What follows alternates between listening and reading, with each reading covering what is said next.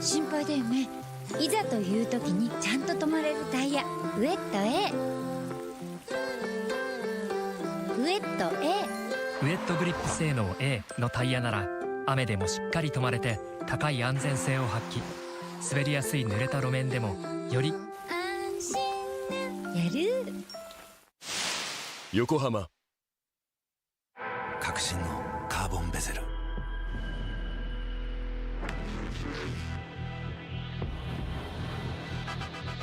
Bluetooth 搭載 G-SHOCK カシオ。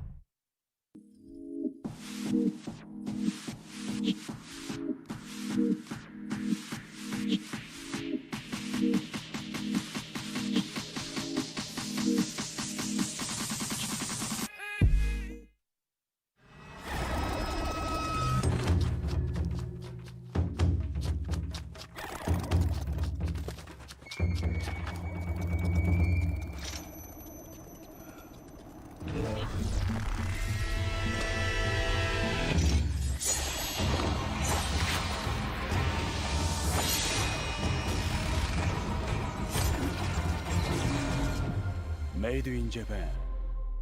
Breed.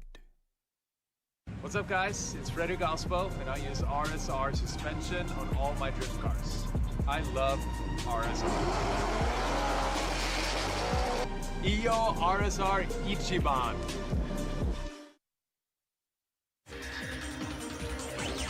伝統と革新、小倉クラッチのテクノロジーを凝縮。チャンピオンを取るためのクラッチ、小倉レーシングクラッチ ORC。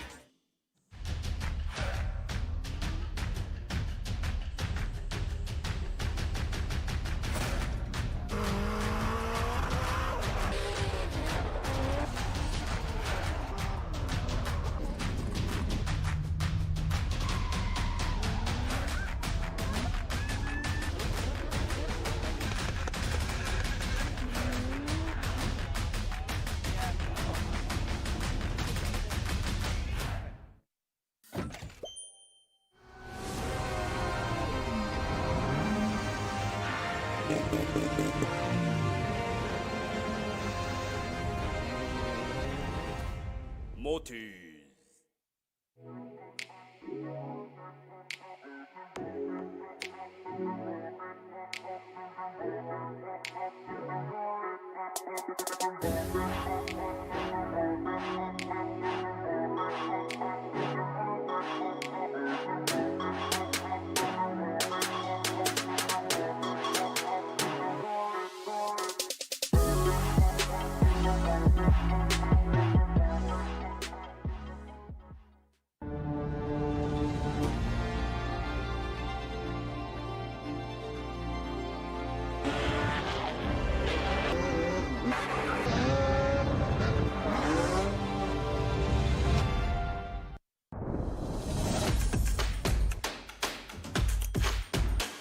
The brightness, called brilliant.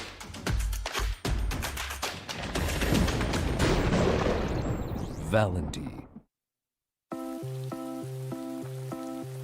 えねえ、雨の日の運転ってちょっぴり心配だよね。いざという時にちゃんと止まれるタイヤ、ウェット A。 ウェット A。 ウェットグリップ性能 A のタイヤなら雨でもしっかり止まれて高い安全性を発揮。滑りやすい濡れた路面でもより安心なやる。横浜。革新のカーボンベゼル。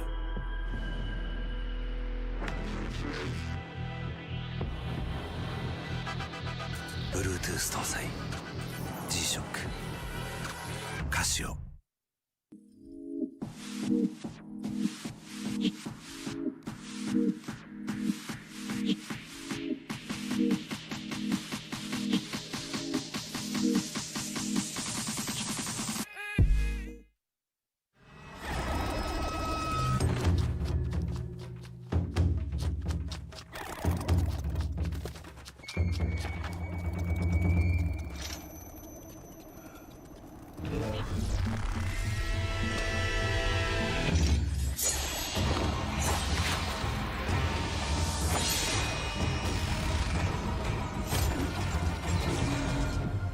Made in Japan. Breed. What's up, guys? It's Frederick Alspo, and I use RSR suspension on all my drift cars. I love RSR. Iyo RSR Ichiban.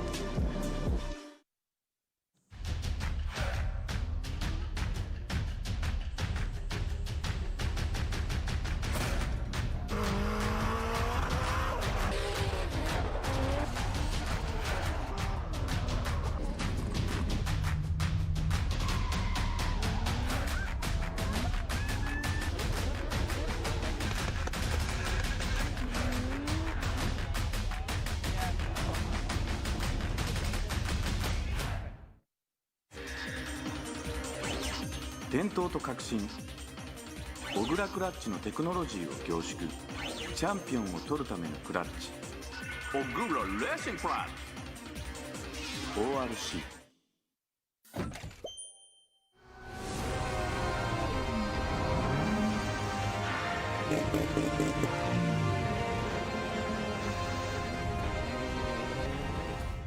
Motis.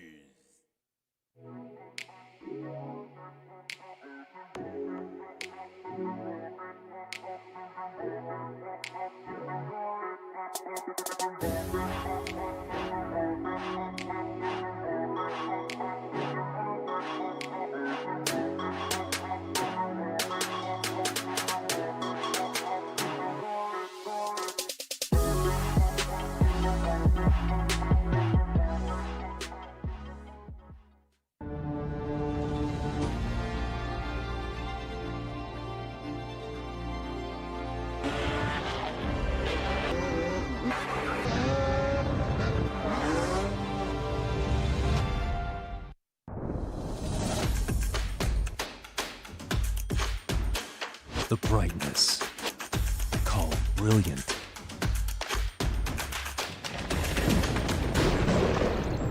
Valendy.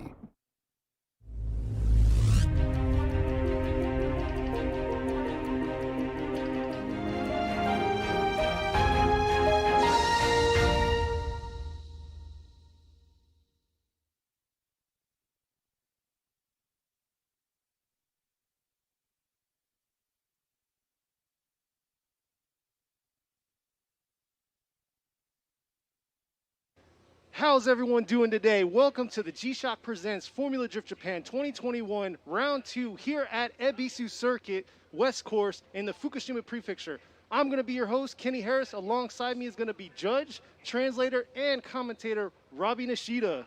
Hey guys, what's up and hello, good morning, good evening, good afternoon, whatever time it is in your time zone. Welcome back for the second day of this round 2 we have here at 2021 FD Japan.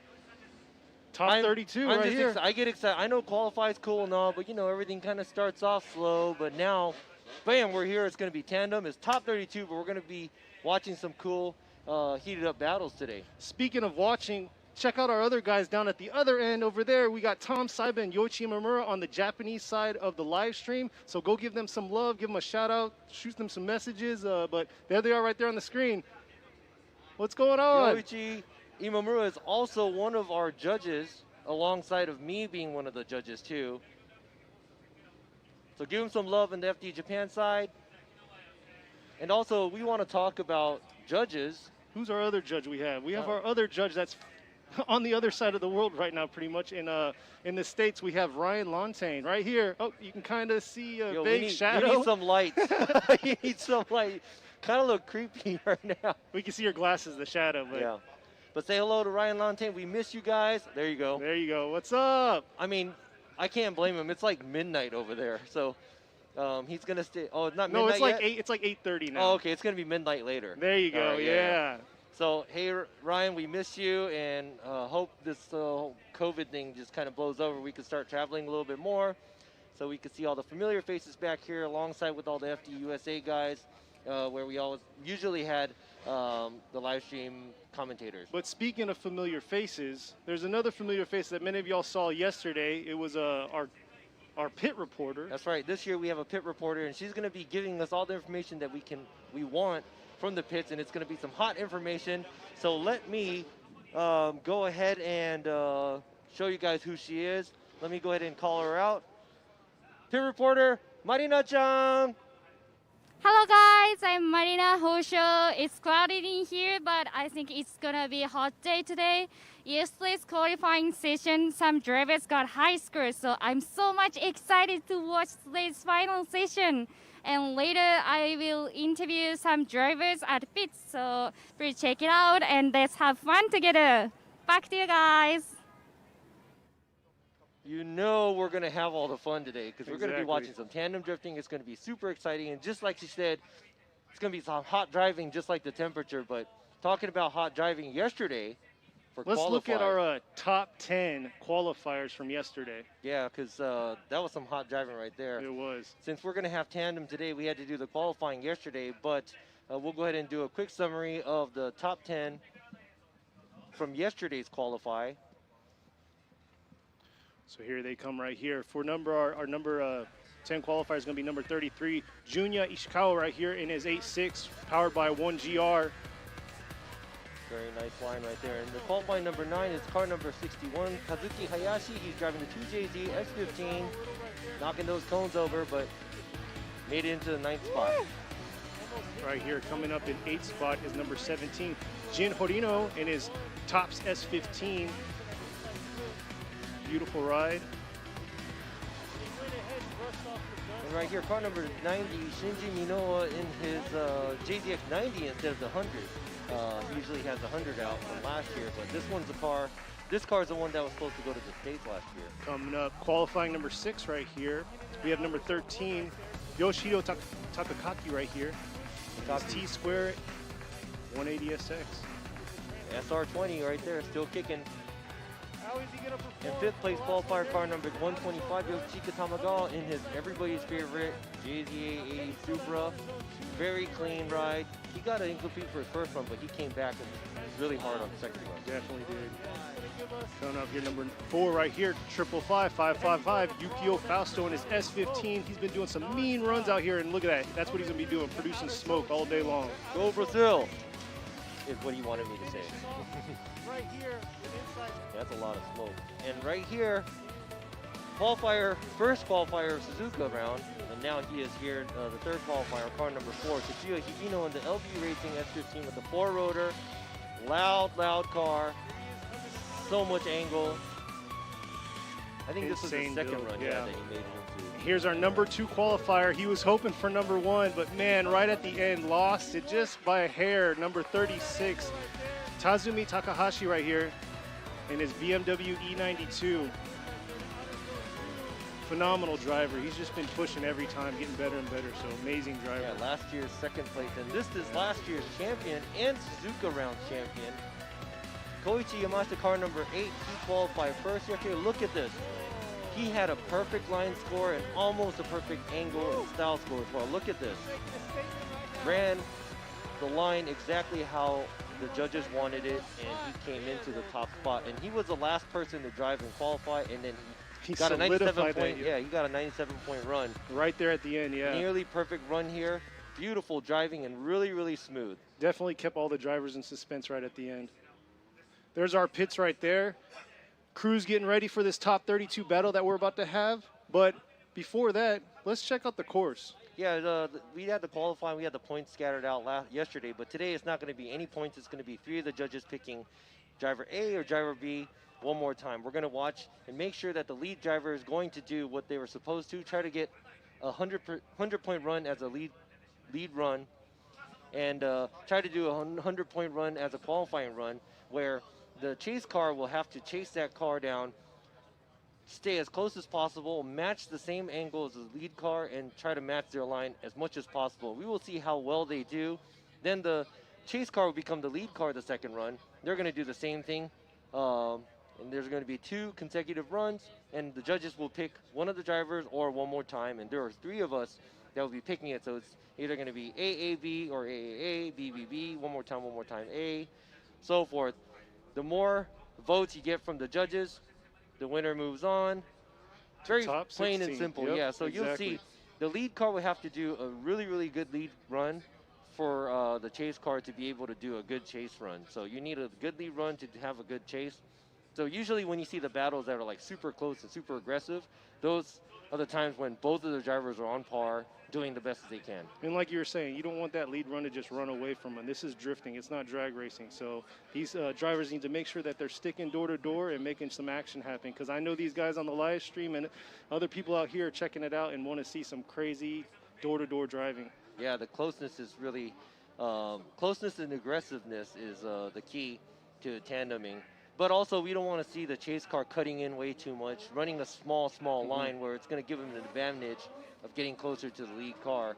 So we're going to have to check out how they do throughout the track. It's not just here. It's not just there. It's all the way to the finish line. And they have to make sure that they drift through the finish line without spinning out or anything. It's hard for us to speak and also watch. So you'll hear me like kind of shut up. And just let it happen. And, yeah, just kind of have to watch the run to make sure that we can give the win to whoever deserves it. Exactly. And there's some good battles that we have lined up. So yeah, so as you can see, there is Yamashita starting to get ready to get to the start line, and his opponent is Mano Shuichi Mano. He will be lining up in a few moments. So like you were saying, yes, our number one qualifier right here, he scored a 97. Yeah, he scored 97. So he's going to be going against a 30-second qualifier.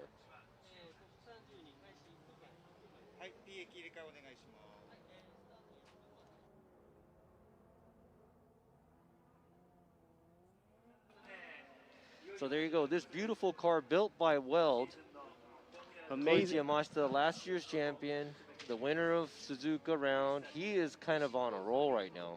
He's definitely got a target on his back because that's the guy you want to gun for. Because I mean, his driving has been impeccable this whole short year right now. But I mean, look at the car, phenomenal, brand new wide body kit produced by Weld. So yeah, and he also was on TV, Japanese national TV, a couple weeks ago. So everybody jokes about him because he had to. Oh yeah, his praising. He had to go and teach one of the guys from an idol group in Japan how to do donuts and figure eights and whatnot. So that was kind of cool to see a familiar face on TV. But the guy he is going against is car number 666, Shuichi Mano. He is not somebody that's easy to beat because he is one of these young upcoming drivers. And I remember he was shining really hard at Okibuki last year. Yeah, so he did a really great job there too. That's when he made kind of a statement for himself, was right there at Okibuki. But like you said, he's been progressing. Yep.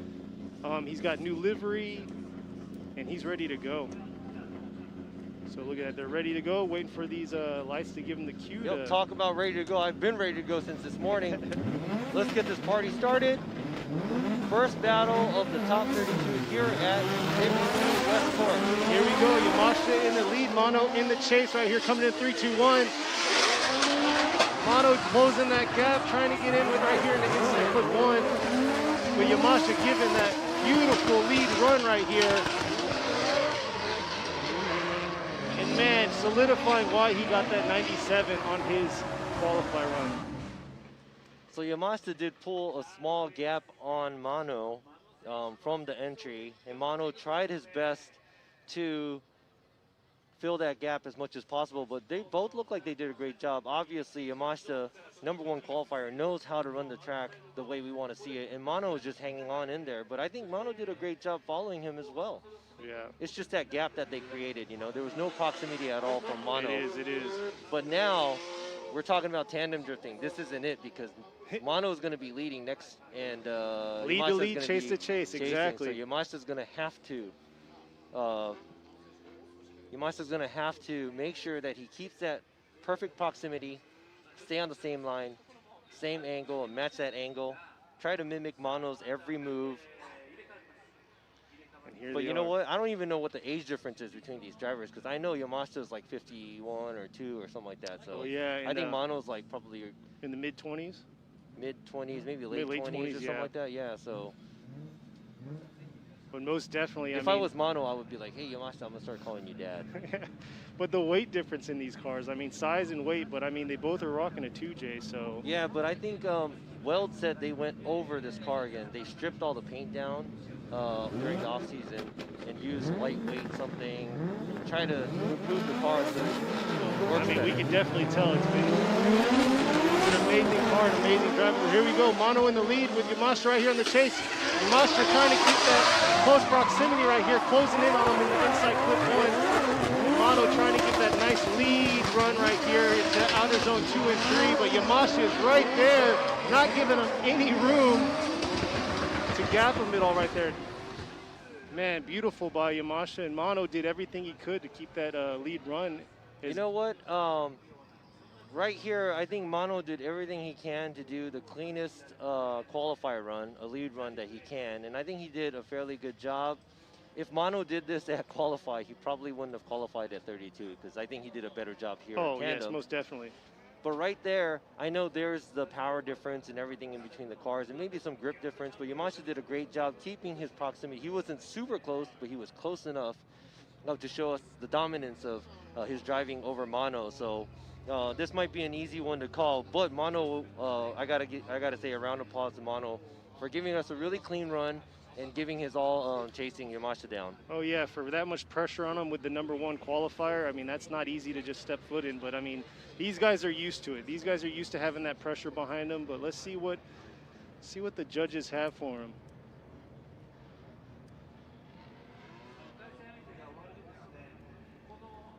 Yeah, I think the weather forecast said, what is it? No, it said overcast. I looked back at it before we went live. Okay, and, I'm down. Hey, I'm cool with that. Yeah. That means I'm not going to continue the sunburn that I gained yesterday. Just on your right arm, right? I know. Yeah, so right there, as you see these cars, they're lined up, and that is Kobayashi right there. He will be calling who won and who didn't, who's going to be moving on and who's going to be going home early this weekend. But do you see that dirt on the right bottom side of the screen? That's part of the landslide that they had. We explained a little bit of it yesterday during qualify, but I'll talk a little bit more about it later today. But check out the here we go. Replay. There's another replay. Yamashita trying to chase down Mano.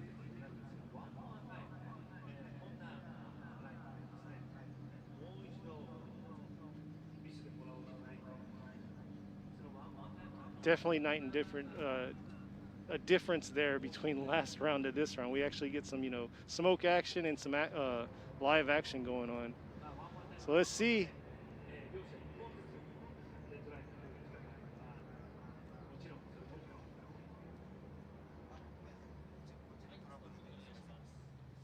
Okay, so they're having a small.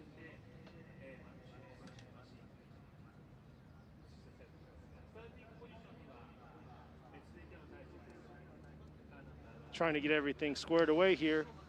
Yeah, so I got a little bit of time, but right there where you see the drivers right there, to the left of that, there was that landslide here at Ebisu Circuit. And I spoke to Komatsu yesterday, which he's the boss man, the owner of Ebisu Circuit, and also immaculate driver too of Team Orange. He just said thank you to everybody who was out there to support Ebisu Circuit when they're going through the troubles. I believe in February, right before Valentine's Day, they had a huge earthquake that almost was the same as the one that they had 10 years ago when they had the horrible tsunami that hit northern Japan. Yeah, it was a 7.3, they said. And then, what do you say, 30,000 tons They of moved material. 30,000 tons of dirt out so we can actually have this event now. To be honest, when I first saw it in February, I was a little worried. I was like, man, they might have to delay. They might have to delay the round because it was just so much damage. But the guys the guys at Ebisu worked around the clock, moved all this over.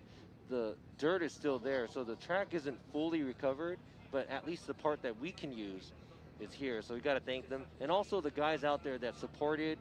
There was a lot of donations and GoFundMe's and all kinds of stuff that supported. Like you were saying yesterday, it's crazy. It initially happened, everybody saw the report, not even within 24 hours, people were already trying to get things together to help out because this place is just literally, it's the drift mecca. Like people come to Japan to drift here.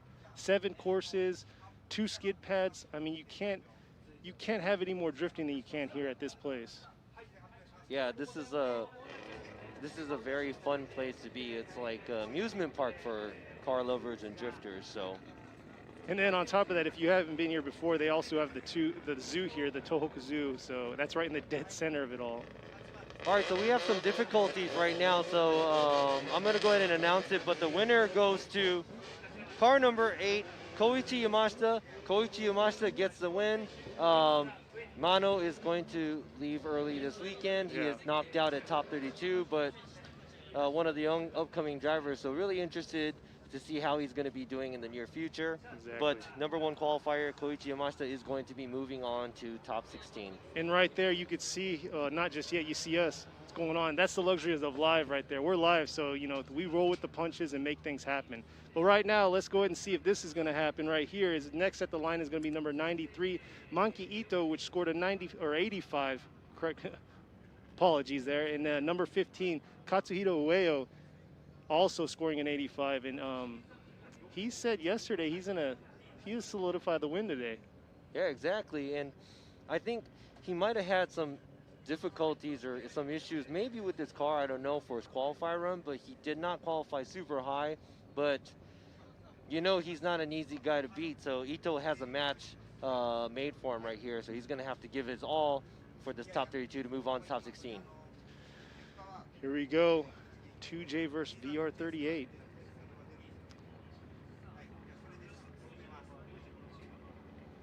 Both red cars, totally different. Exactly. And Will's car has a VR38 in it. Monkey's car has 2JZ. And you know, that VR38 is nothing new to him. He was, if you remember last year, he was running his S15 with the VR38, and man, that thing was a monster. I thought he was going to bring the S15 out this time, but I guess he's just going to keep Actually, I think 180. last year he tried to bring the 180 out here, but he went ahead and stuck with his S15. Ito in the lead with Ueo on the chase right here. Ueo coming in, a little hot on the top end right there, coming in, trying to close that proximity to Ito, and Ito just giving that nice line. But Ueo not giving him anything to run from. All right, so the first run of the second battle of top 32 just happened. It looks like Ito got a little jump, or Ueo gave him a little space to catch up, but here we go. There's a small gap created in between the two drivers. Ito misses outside zone 1 and cuts right into inside clip 1. This is where Ueo starts to catch up to him, and at the end of the track, Ueo looks like he creeps up right to his door by the time they hit the second inner clip. So I would say that wasn't the proximity wasn't really there all the way till the end. Maybe Ueo gave him too much of a gap, but at the same time, Ito's outside zone 1 wasn't so hot. He didn't fill the zone as well as he was supposed to, so we would have to take that in consideration, keep that in mind, and let's see what's going to happen when they switch spots where Ueo will be leading. Yep, so Ueo's going to be leading next with Ito on the chase. Ueo is definitely an exciting and aggressive driver, so we're going to see how he's going to do his entries and his sweeps through all the zones. They're coming up to the line, ready to go. We'll see. All right, so excuse us with the difficulties, the technical difficulties. We're not going to have anything on screen to show you guys who won and what happened. I'm going to go ahead and announce it instead of waiting for them to reboot the system. So here they are, ready to go, getting that light. Ueo on the lead, Ito on the chase. Let's see what kind of crazy entry he's going to do here. Trying to get that nice lead run for Ito. Ito right there.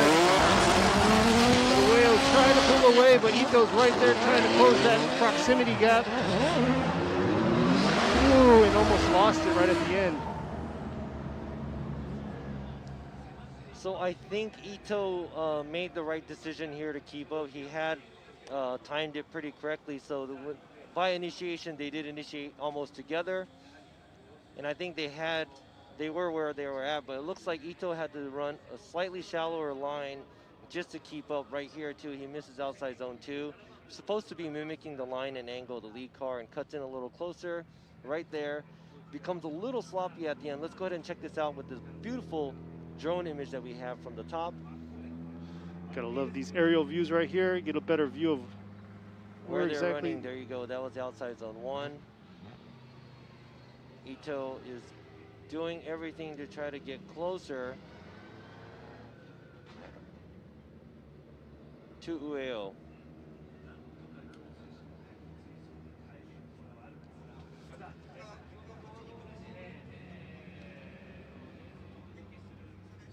It's a very tough run between the two. It was like right there. I think Ueo did a fairly good job on his lead run where he filled the zones and did what he had to do. It was more of Ito that had to kind of cut the line, run shallower lines to keep up. Yeah, it's crazy because usually Ueo does a ridiculous entry on most of the times, but it seems like he's been very reserved. I don't know if he's holding out or what he's doing, but maybe it's just because he's trying to get used to the new car. I don't know. that's true. But right here, Ito too, watching practice yesterday and this morning too. Definitely been stepping up, yeah. Job, yeah. So just because Ueo's car's faster, or just because Ueo is more of a veteran, that doesn't mean that Ito is going to get shut down that easily too. So I am eager to find out who is going to do, or who is going to be moving on. But here we go. Ito versus Ueo. The winner of this battle is car number 15, Katsuhiro Ueo. Katsuhiro Ueo gets the win. He will be moving on to top 16. And did you see this? Ueo is already going to be going against the #1 qualifier today, or yesterday. Yeah, car number 8, Yamashita. He definitely didn't get set up in the easiest bracket for sure, but it'll be a good battle for top 16 between the two. Yeah, so Ito did a great job trying to keep up with Ueo, but his weekend is cut pretty short. So better luck for him next event. But next coming up is going to be number 17, Jin Horino, against number 808, Manabu Fujinaka right here. Yeah, so watching 3-rotor. Yeah, watching last event at Suzuka, Fujinaka is a very aggressive driver, and he got third place. Yeah. I know he was having some car issues yesterday, but I think they got all the kinks worked out. He got a few practice runs in, and I think he's ready to go, but definitely very aggressive on the driving. Pushes that 3-rotor to its limits, but here they come right here. Horino on the lead, Fujinaka right here on the chase. Fujinaka taking a shallower line right here, closing that proximity to Horino, but Horino making his moves right here to inside clip 2. Fujinaka's right at his door after inner clip 1. Yeah, so talking about trying to carry the momentum, I think there is a big difference in how the car reacts on the straightaway, and here we go. Right here, it's like a slingshot thing where Horino flings the car, very nice initiation. He runs the outside line, but at the same time, I think Fujinaka's car might not be set up like that, so he has to take a shallower line, a lot shallower line,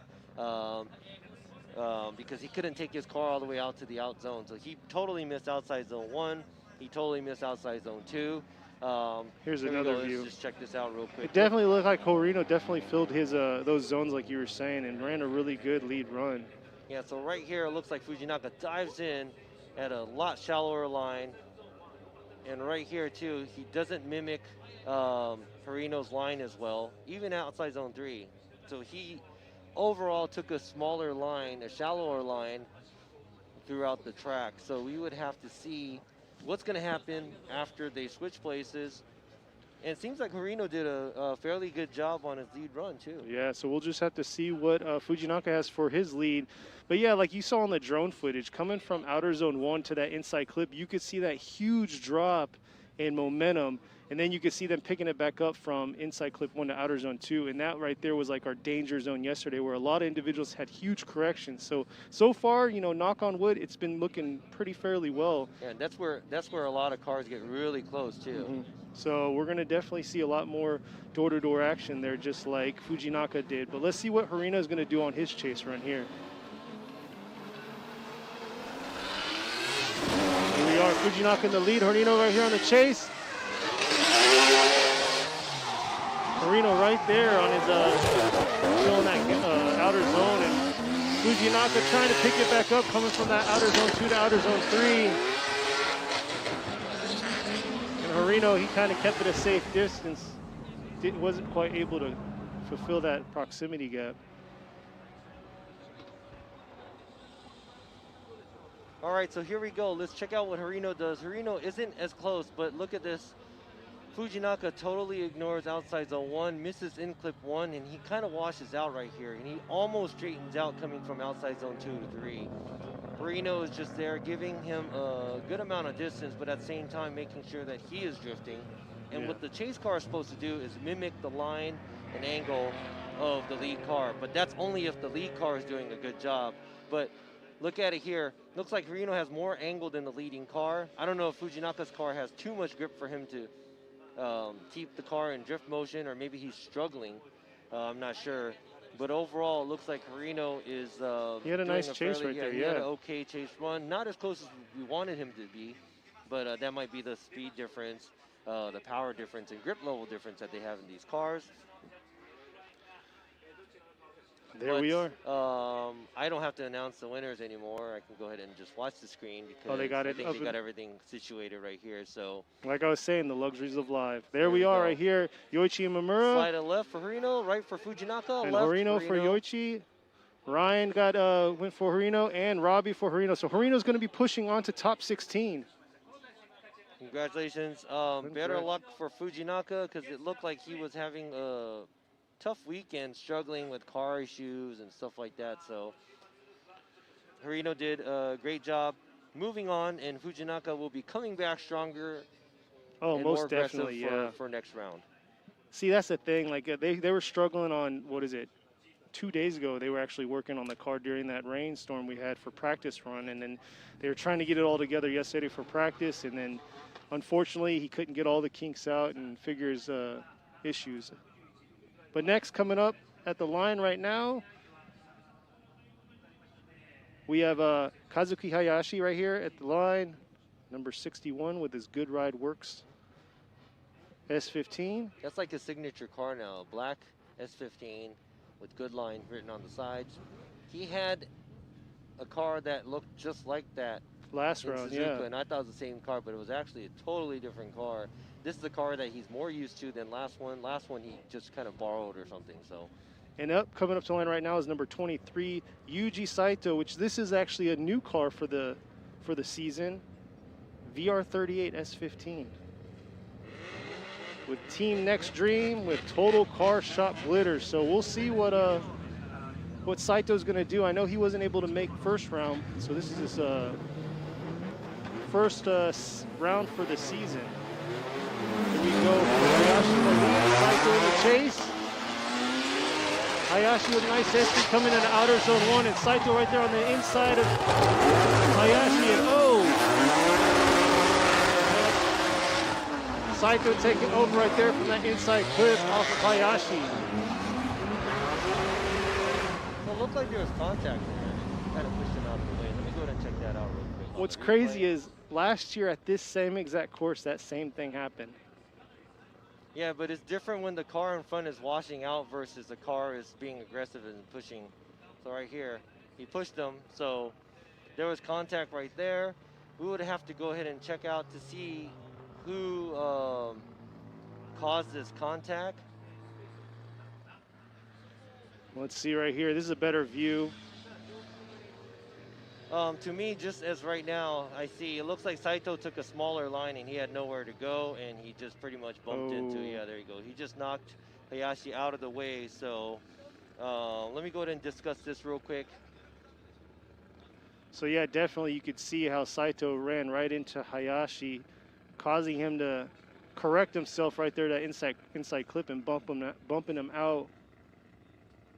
And Hayashi just continuing on right there.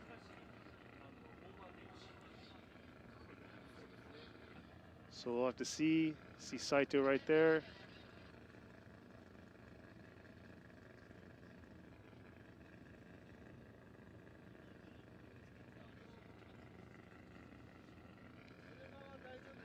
So we're just making sure right now that Hayashi and Saito's cars are good to go to run their swap right here. So let's see.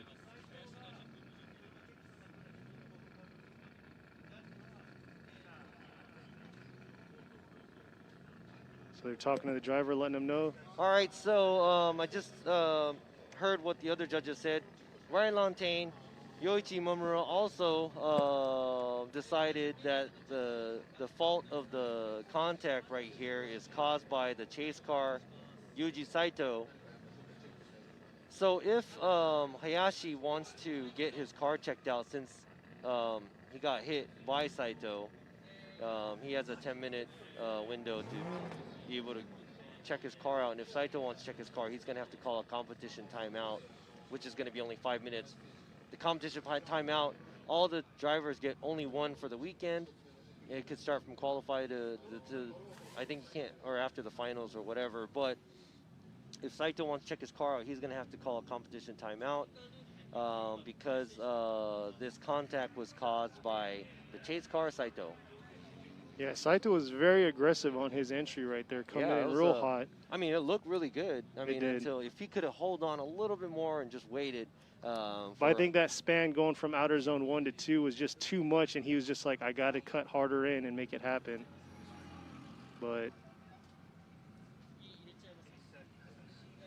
all right, so I think Hayashi is going back to the pits right now to get his car checked out to make sure it is okay.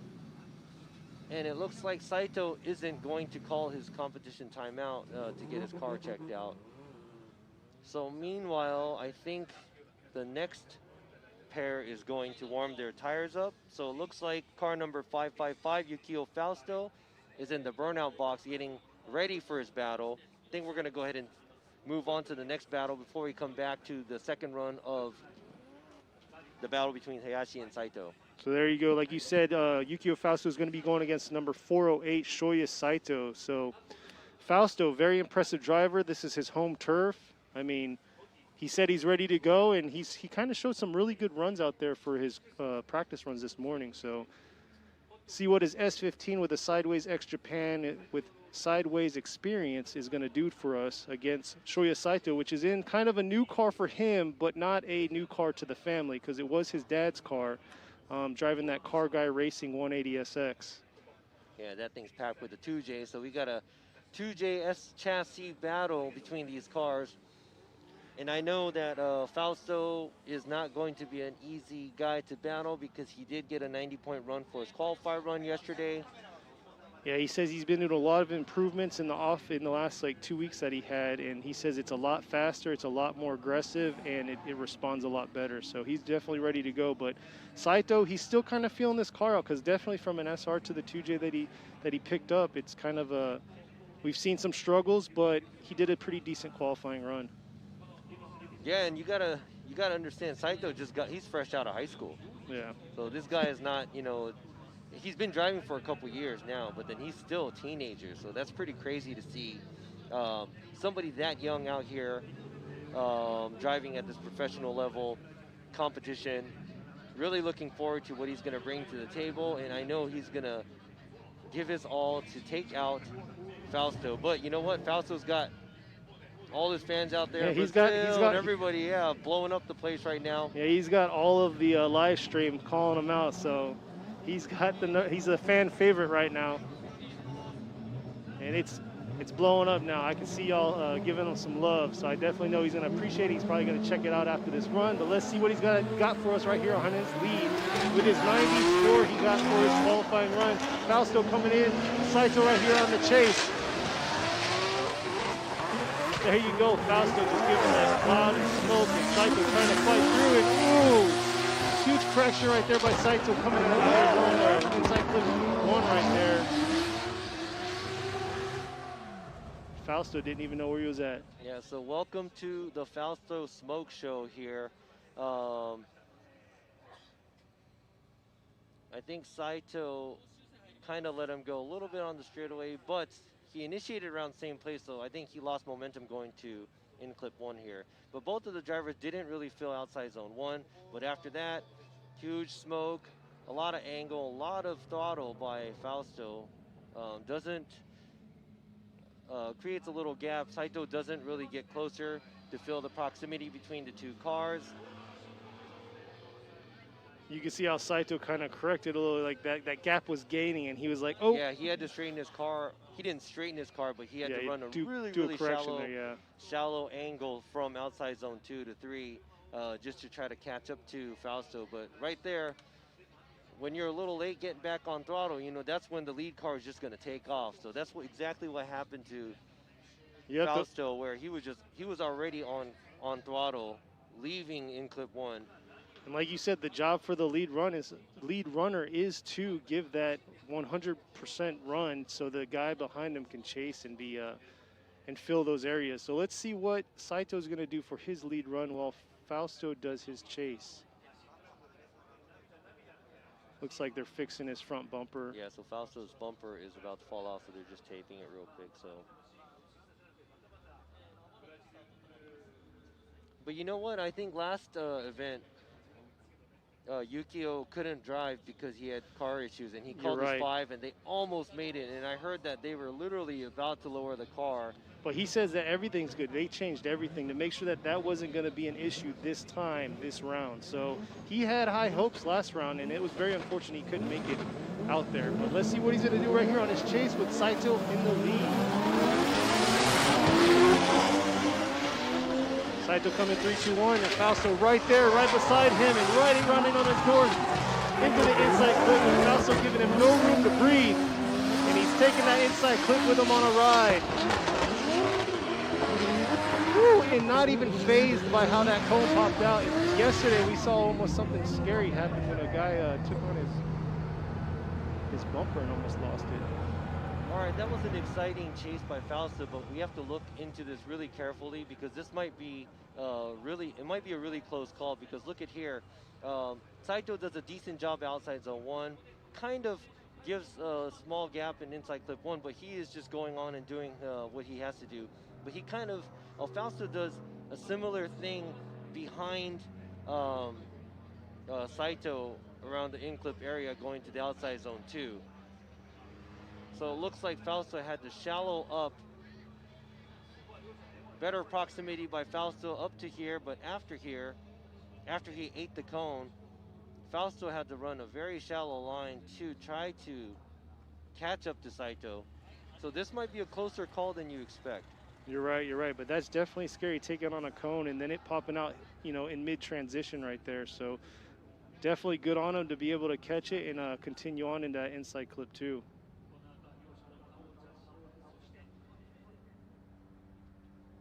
So let's see.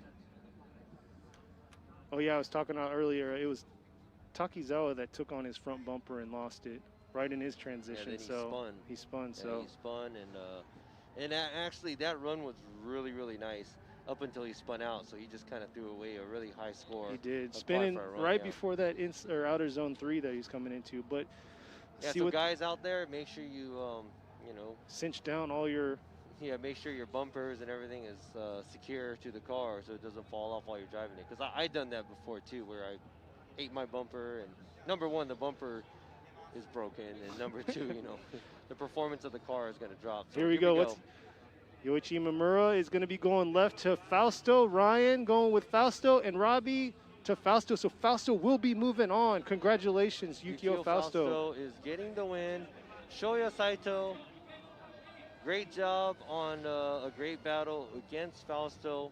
Very close though, because I would say both of the drivers didn't feel to do, or they failed to do everything they can on the lead run and also the proximity. I think the reason why Fausto moves on, because overall he had probably better proximity than Saito did. On that chase, yeah. Yeah, on the chase too. So that's a little important as well. But at the same time, Saito did a good job, or a little bit of a better job than Fausto did at the outside zone 1 too. So I think that was a closer than you expected. But good job to Saito, very young driver upcoming, and hopefully he will have better luck next round in his new car this year. So congrats to Fausto moving on, and next coming up is going to be number 7, Junji Yamamoto right here in his 2J RX-7. Yep, so those of you rotary fans, don't go hating on him because he was rotary initially. He was all rotary. He was a 2-rotor orange FD up until 2019. He took out, sat out for last year, the 2020 season, to build this car, and he went with a 2J instead of doing a 3-rotor or 4-rotor. Versus Yoshimi Mori, number 64, what's in common with him? age number 64. He's 64 years old. So our oldest driver here, and man, he is not giving these young bucks any leeway here. Nope. He said, you know what? I'm 64. I can still drive. I can still build cars. He owns a shop called Auto Service Mori, and he obviously is the owner of it. And here we go. Let's see how this starts. Yamamoto on the lead with Mori on the chase right here, coming in. Yamamoto coming into outer zone with Mori right there on his back. Inside quick moving. Man, Mori keeping that nice proximity right there. And Yamamoto trying to continue and getting a little wide right there into inside clip 2, but man. All right, a couple of things I see here. Great job by Mori keeping that proximity, getting really close to Yamamoto, but right here, Mori doesn't fully initiate. He had to do like a 2-step initiation right behind him. Let's have that in mind, but also look at that proximity by Mori. Yamamoto has a big correction in front of outside zone 2, trying to dig himself out of that situation, leaving inside zone 1 to outside zone 2. Let's go ahead and check out this drone here. Right there. He initiates, but it was a 2-step initiation. And right here, proximity, he almost even taps his car, but did you see the loss of angle that Yamamoto had in front of outside zone 2? It looks like Mori did a good job mimicking the lead run, minus that correction that he had. I'll give Mori this though. He wasn't in that nice tight pocket where you're kind of out of that smoke cloud. He was right in the smoke cloud. Exactly. Just think if he was, if Yamamoto's car was more of a smoke machine, he would have been screwed. Yeah. So hands down for Mori being right there. But you know what? Let's see what he's going to do on his lead run while Yamamoto's going to be on the chase. Yeah, and speaking of which, being in that smoke cloud, like let's say tucking in front of the car, like let's say they say door to door or fender to fender or bumper to bumper, where Mori was, where he was approaching the inside clip, that was technically the same line as Yamamoto, because if you're door to door, pretty much you're on a smaller line. Yeah, yeah. You're on a shallower line. So I think Mori really mimicked what he had to do, or not what he had to do, but he really mimicked every move. Here they come coming out of the chicane. Mori in the lead, Yamamoto in the chase. Mori coming to 3-2-1 in it. Coming into outer zone 1 right there. Nice sweep in the outer zone. A little bit away from Yamamoto right there. Yamamoto coming.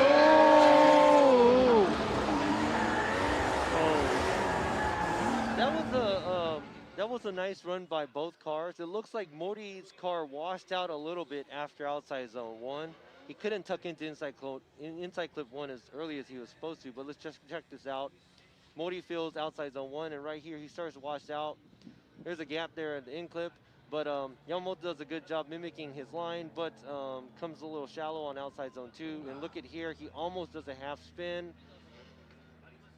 approaching inside clip 2. So that's going to really hurt Yamamoto right here from what we see as judges. Now let's go ahead and check out this aerial view of both of the cars. Great job by both drivers doing what they're supposed to. Yamamoto is mimicking everything Mori does until here. Tucks in a little bit smaller line, and right here, that's the biggest problem Yamamoto had. A huge correction right there coming out of outer zone 3 to inside clip 2. Sorry, we're in the wilderness, so there's a spider on my pen. But yesterday there was one actually inside the lens of the camera. Yeah, it was pretty crazy. I don't know if you guys saw it or not, but so that was a pretty good battle between these guys. Exciting to see as well. There was a lot of proximity and things happening, but here we go. Everyone coming over onto Mori. Mori moving on to top 16.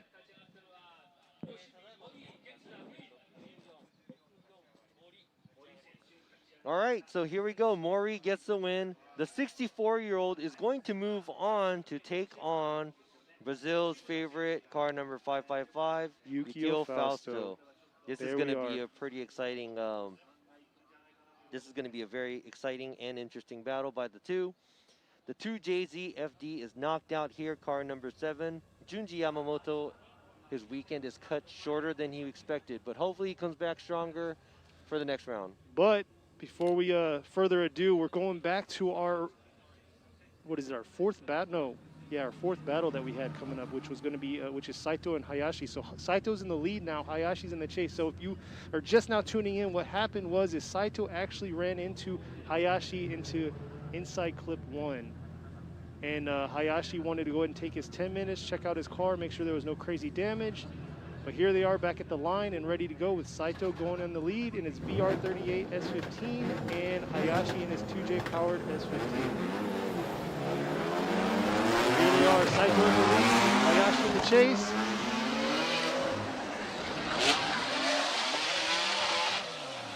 Saito pushing on, Hayashi trying to get that proximity close a little bit more again. Saito just pushing. Finishing off strong right there. Yeah, so in order for Saito to flip this around, he would just have to do the best run he can in front to see what Hayashi does behind. But right here, it doesn't look like Hayashi does any huge mistakes to give him an incomplete, but look at that, Saito is giving his all. Nice angle going through inside clip 1, shallows up a little bit to get some traction going through outside zone 2. Nice job flicking it back to outside zone 3 and finishes out the track. Hayashi is not right behind him, and this might be his tactics where he doesn't want to be too close where he's going to make a mistake, but he's not too far. Or it's either that or it's Saito's like just booking. He's cooking, so maybe he can't keep up. Wow. He's got another spot. Sorry, guys. He's battling nature right now, but you're definitely right. Saito definitely ran a better line than he did during his qualifying runs. I'll give you that. But we'll see. I'm not sure what happened with Hayashi kind of falling behind after inside clip 1 and losing that momentum into outer zone 2. Yeah, that might be just Saito's car just hooking up really good, and Hayashi just trying to do everything he can to chase him, or him giving him a little bit of space or a little bit of leeway to make sure that he doesn't make a mistake where he's going to get an incomplete and have to do it one more time. Let's see what the judges have to say. So Yoichi Mori with Hayashi and Ryan with Hayashi and Robbie with Hayashi. So Hayashi's going to go and take the win and move on to top 16. So Kazuki Hayashi gets the win. Unfortunate for Yuji Saito. This is it for him for this weekend here at Ebisu Circuit. He missed out on Suzuka, so this is basically the first round he's here with his car. So I think it's a good, he did a great job for being here with this new car, new build, and doing the battle. Hopefully we'll see great things from him. For sure. Definitely looks like a really killer of a car. And he seems very aggressive as a driver, as you can see with the contact, but that might have been, that was his ticket right there, you know, affecting the runs. But like you were saying, lead to lead, chase to chase, anything can happen. So right there, you can see coming up is going to be 125. Yoshihiko Tamagawa in his JZ-A80 Supra.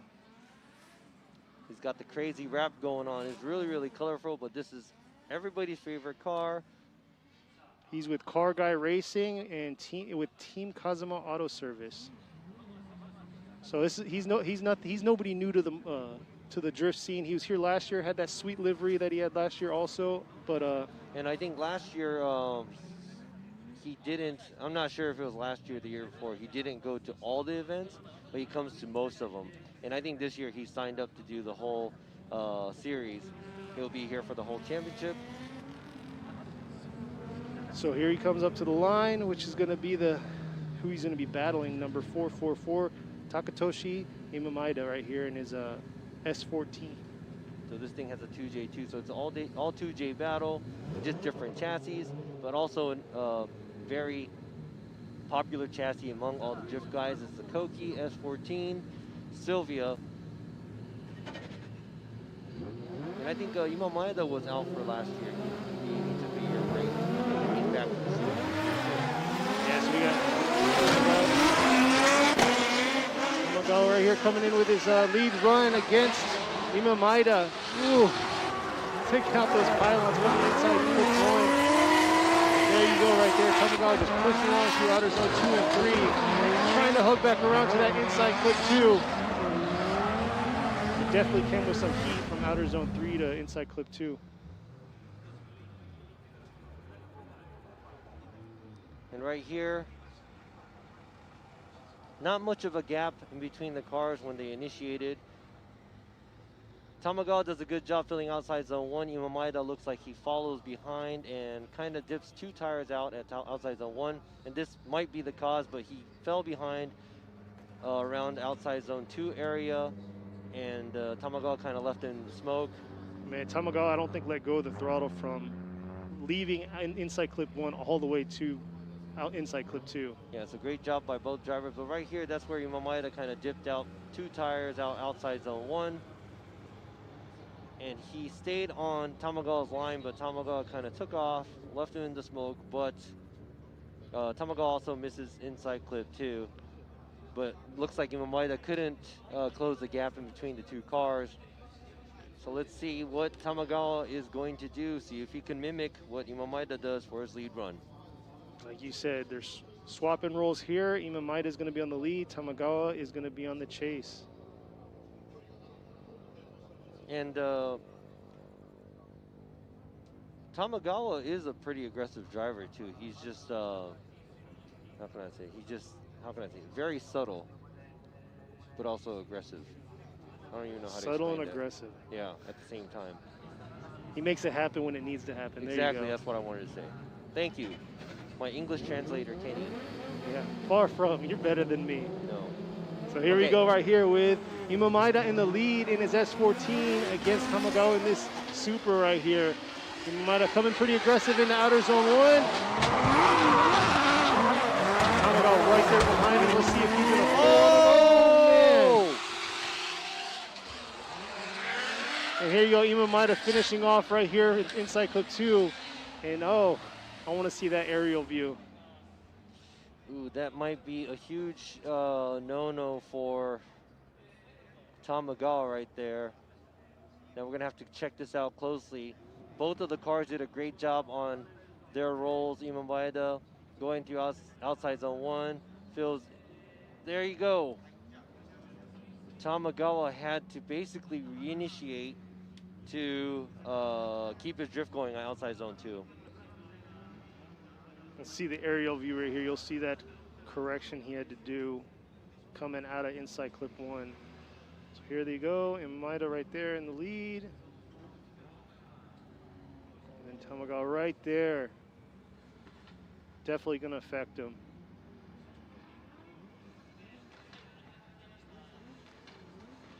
But we'll have to see. It's a lead-to-lead, chase-to-chase comparison.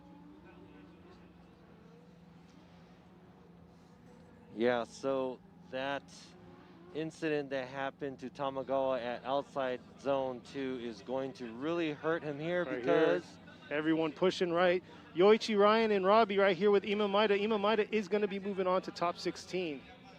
Yeah, so right now we had to obviously compare the lead to lead, chase to chase. Tamagawa's lead was pretty good. Imaida's lead was pretty good too, but we had to go to the chase position. We know Imaida did dip 2 tires out at outside zone 1, and he did fall behind and didn't take the correct line from outside zone 2 to 3.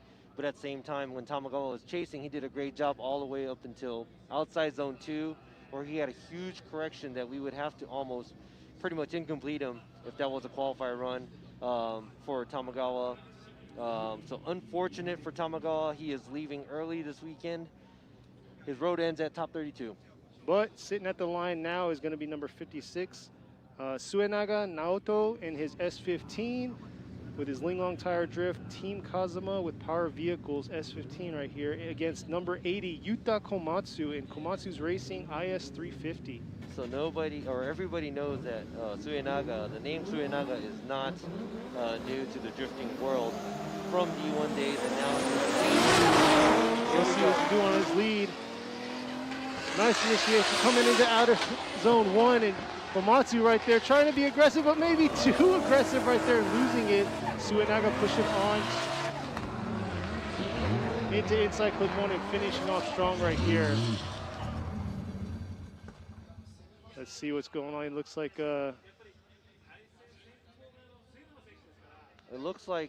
his front left is broken. Maybe I think he hit him, but let's go ahead and check this out real quick. I think his tie rod is broken or something. Here we go. Suenaga is just leading. Boom. He hits him, and yep, looks like his tie rod is broken. And Suenaga just does his thing. So let's go ahead and see what's going on out there on track. Here's another replay right here. Coming into outer zone 1. Let's see where Komatsu was positioned. And boop, yep, you could see it. So definitely his left is tweaked completely. We got the crew out there assisting him. Looks like he'll be getting forklift out.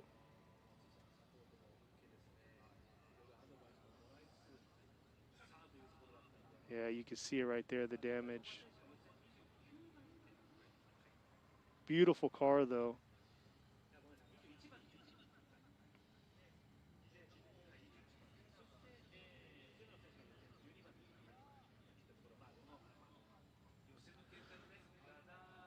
So they're going to go ahead and assist him off the field and go from there.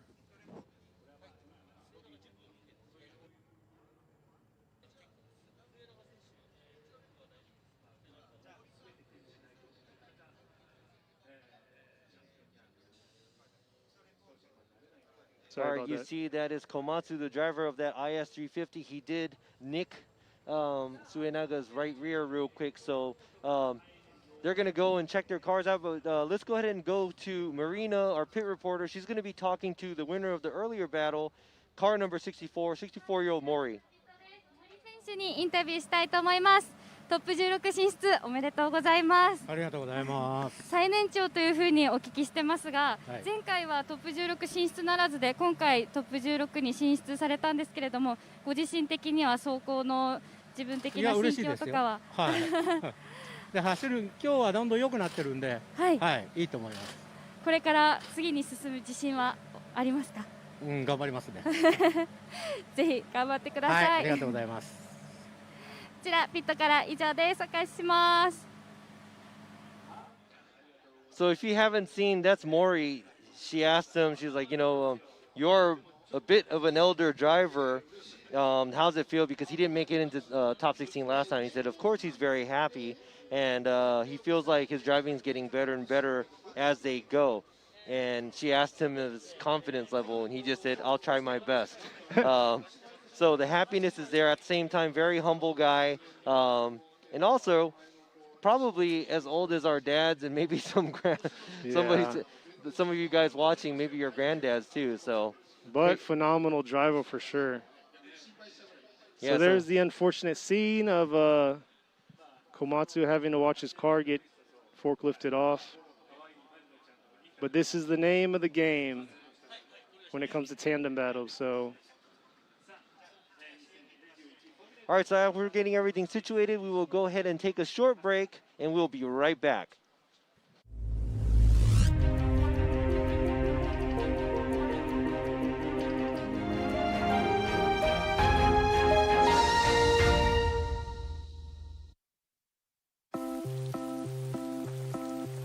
Ne, 雨の日の運転ってちょっぴり心配だよね。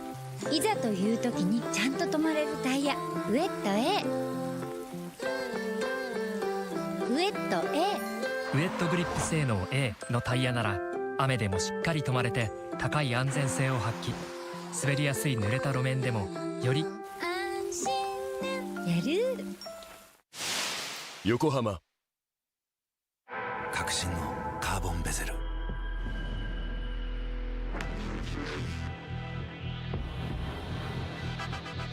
Bluetooth 搭載 G-SHOCK カシオ。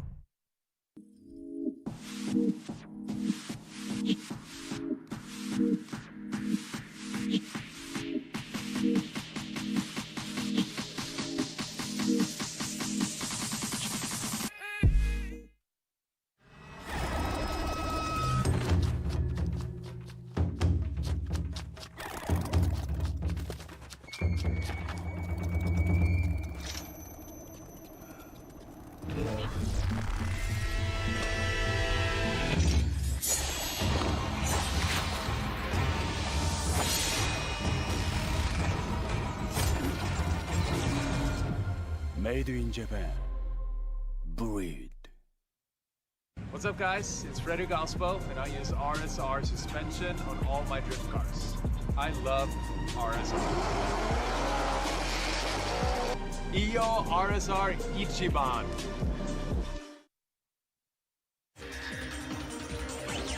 伝統と革新小倉クラッチのテクノロジーを凝縮チャンピオンを取るためのクラッチ小倉レーシングクラッチ ORC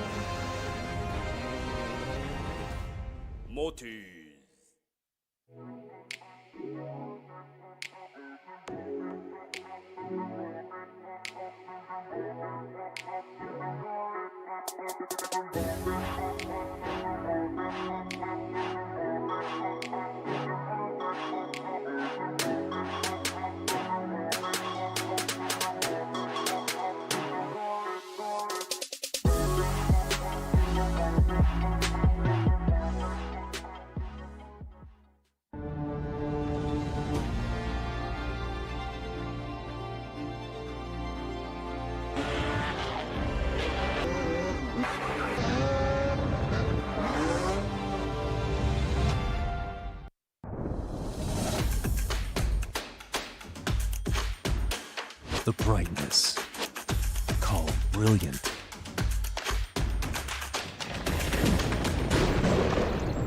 Valenti. ねえねえ、雨の日の運転ってちょっぴり心配だよね。いざという時にちゃんと止まれるタイヤ、ウエット A。ウエット A。ウエットグリップ性能 A のタイヤなら雨でもしっかり止まれて高い安全性を発揮。滑りやすい濡れた路面でもより安心なやる。横浜。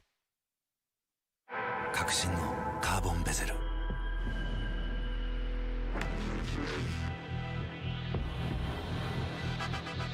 Bluetooth 搭載 G-SHOCK カシオ。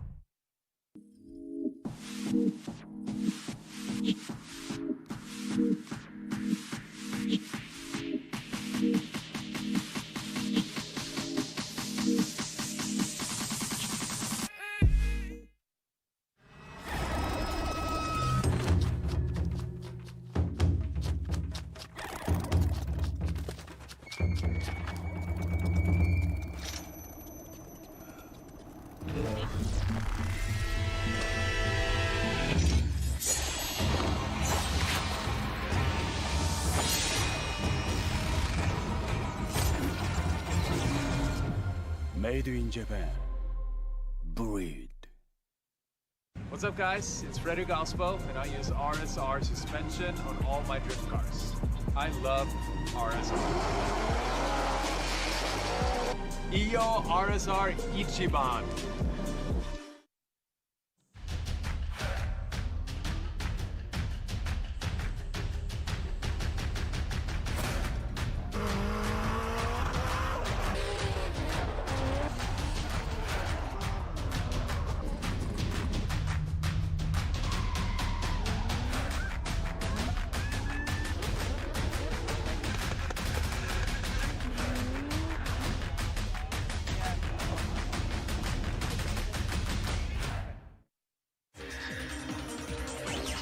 伝統と革新小倉クラッチのテクノロジーを凝縮チャンピオンを取るためのクラッチ小倉レーシングクラッチ ORC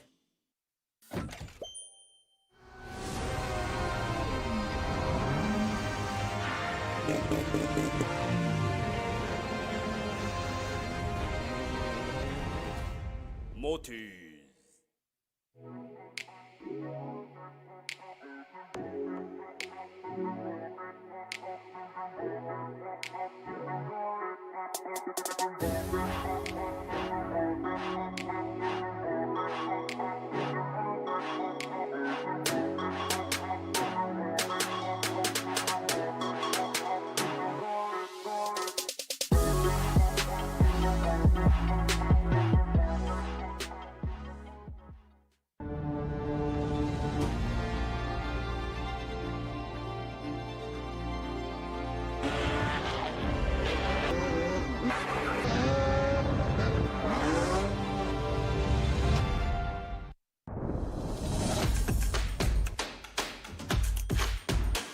The brightness, called brilliant.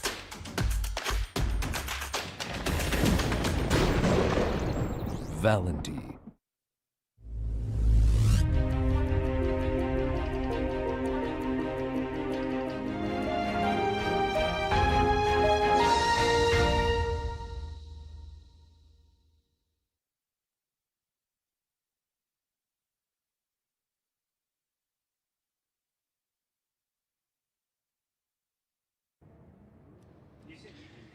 Welcome back, everybody, to the G-Shock presents Formula Drift Japan 2021 here at Ebisu Circuit Nishi Course in go ahead, you got Our this. Fukushima Prefecture, Ebisu West Course.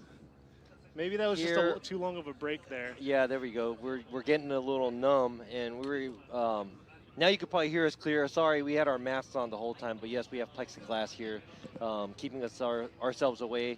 We'll keep our breaths and spit in our and own hands space. and knees to our own space. But here we go. This is the second half of the top 32. But we are going to go ahead and skip what's going on because the last battle we had Komatsu, car number 80 Komatsu, give a love tap to car number 56 Suenaga at the outside zone 1 area. So we are going to see if they're going to qualify or not. The car is not even back to the pits yet. So we'll go ahead and wait. But meanwhile, we'll go ahead and start the battle here, which is car number 36, Kazumi Takahashi, going against car number 55, Kazama, Toshiharu Kazama. So here they go right here with Takahashi in the lead and Kazama on the chase. Takahashi, nobody new for the top position right here, coming into outer zone 1. Kazama right there trying to catch some proximity off of him after he gets lost right there on the straightaway. Coming into outer zone 1 and Takahashi just pushing through to the outer zones 2 and 3. Pushing out his best run that he could do for a lead. But like you were saying, we're halfway through pretty much to our top 32. And man, that was a pretty nice lead run by Takahashi. Yeah, of course that's a nice lead run because he's the number 2 qualifier from yesterday. But here we go. Takahashi initiates. Very clean job. It looks like Kazama is not anywhere near him from the start. So it looks like he left the gap on the straightaway. And Takahashi is just in front doing his thing, filling the zones. And it looks like Kazama cannot close the gap in between these two cars. But I would have to say the gap stayed the same. So only if Kazama would have been able to keep up with them on the straightaway or get a little closer by the time they both initiated, this could have been a closer battle too. Yeah, that 1GR BMW right there is mean. I mean, he pushes it to its limits every single time, and it's insane watching him drive. But like you said, he was our number 2 qualifier with 94 on his run yesterday.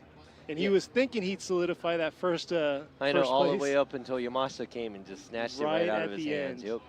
So right here, they're going to swap places. The car that was just leading is going to be giving chase. Takashi's going to be chasing down Kazama, but now we saw that gap created on the straightaway, so I don't know if it's like the traction difference or car difference, or maybe even power difference, but we will see how Kazama's going to do. All Kazama has to do is just run the best run he can possibly as he's driving qualify, and just like Takashi's going to have to mimic everything he does. Exactly, just like you said, a nice lead run, and that's the big thing for Takahashi. He was kind of running away there, so now he has to kind of keep that bottled up a little bit and try to get that nice proximity to Kazama. So here you go, Kazama coming through the chicane right here into the 3-2-1 with Takahashi on the chase. Kazama coming in to outer zone 1. Takahashi right there, trying to keep that proximity close. Coming into outer zone 2 and rolling into outer zone 3 here.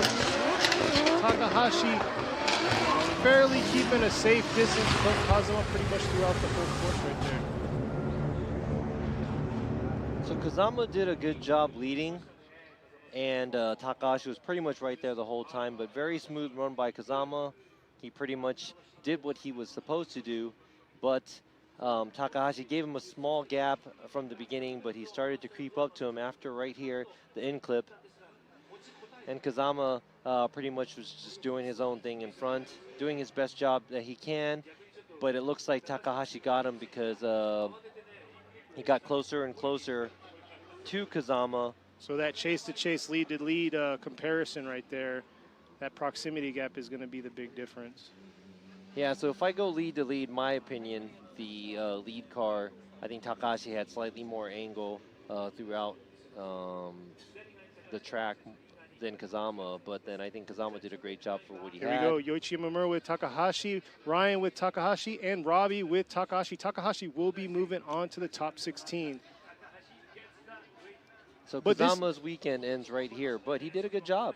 He did, and this is actually his first round of the season. So, you know, coming out, making top 32, getting here, but then battling against, you know, last year's number 2 is pretty rough to come into top 32. Yeah, but yeah, he had to go against the number 2 qualifier, which was unfortunate too. But hopefully he does a better job next event. He's going to come back stronger as well. But Takahashi is going to be moving on, and let's go ahead and check out this next battle. Next battle right there, you can see is number 770, Yusuke Kusaba in that clean A90 Supra. Definitely getting a better grip of this car and understanding it and how to control it. Yeah, so this car is built by Cusco, and Cusco is a very famous car producing, car parts shop.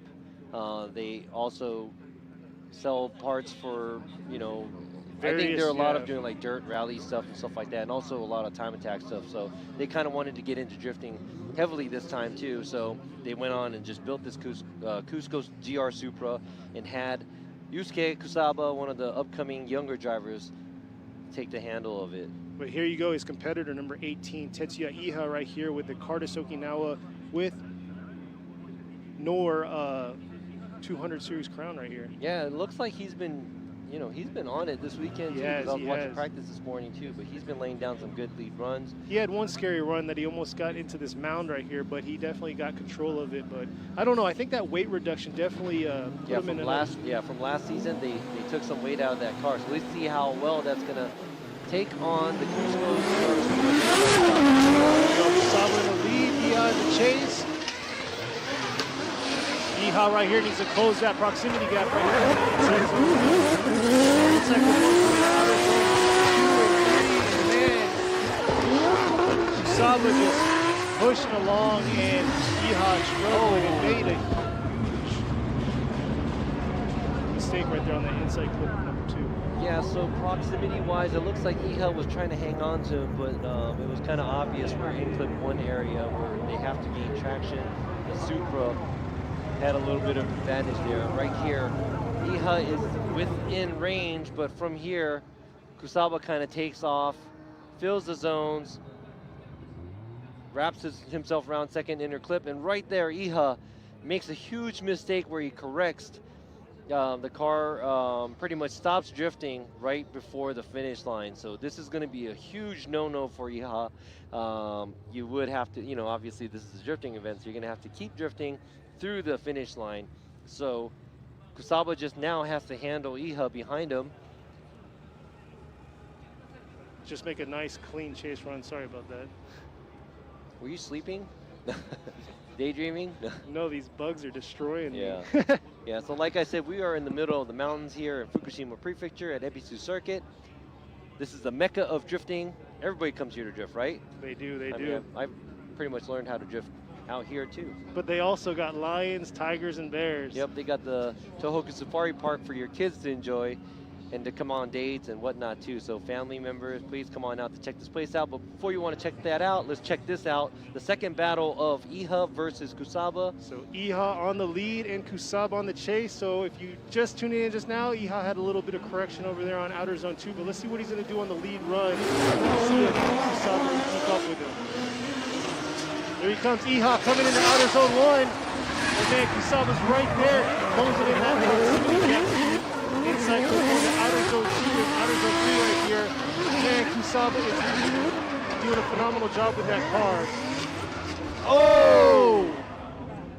And right there, like that's just right, almost out of our vision. So let's see this replay right here. All right, so Iha does a good job in his lead run, and Kusaba doesn't give him too much room either. So right here, Kusaba tucks right in, right here, and this is where the Supra kicks in with all the traction, trying to chase down Iha. He doesn't do a good job going all the way out to the outside zone 2, but right here he gets really close and actually has contact, but I would say that contact happened right around the finish line, and it really didn't affect both of the cars. So let me go ahead and check this out from the aerial view from our drone guys here. Right there, looks like Kusaba doesn't make it all the way out to the outside zone 2, but he keeps good in a proximity. Then, boom, there was a hit right there. Oh! See, that's what we couldn't see on the other side of that mountain. There's the crew right now going out to go check out his car and help him out. Hopefully everything's all right with his car, but like I said, that's out of our vision at this point. I think they're trying to get a, there you go, there's an aerial view.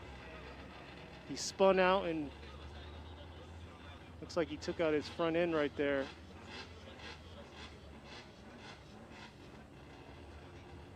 Very aggressive on that inside clip 2 right there. And let's see.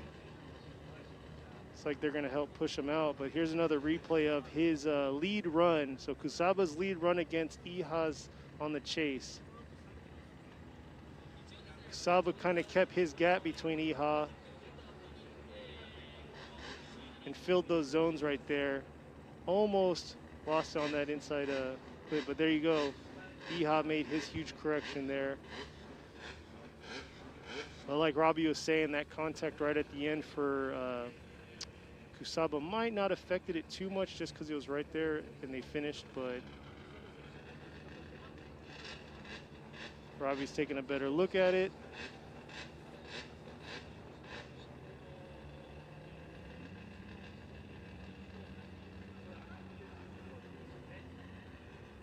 Let's see. Oh, here's a better view right here with our drone footage. Kusaba on the chase, Iha in the lead.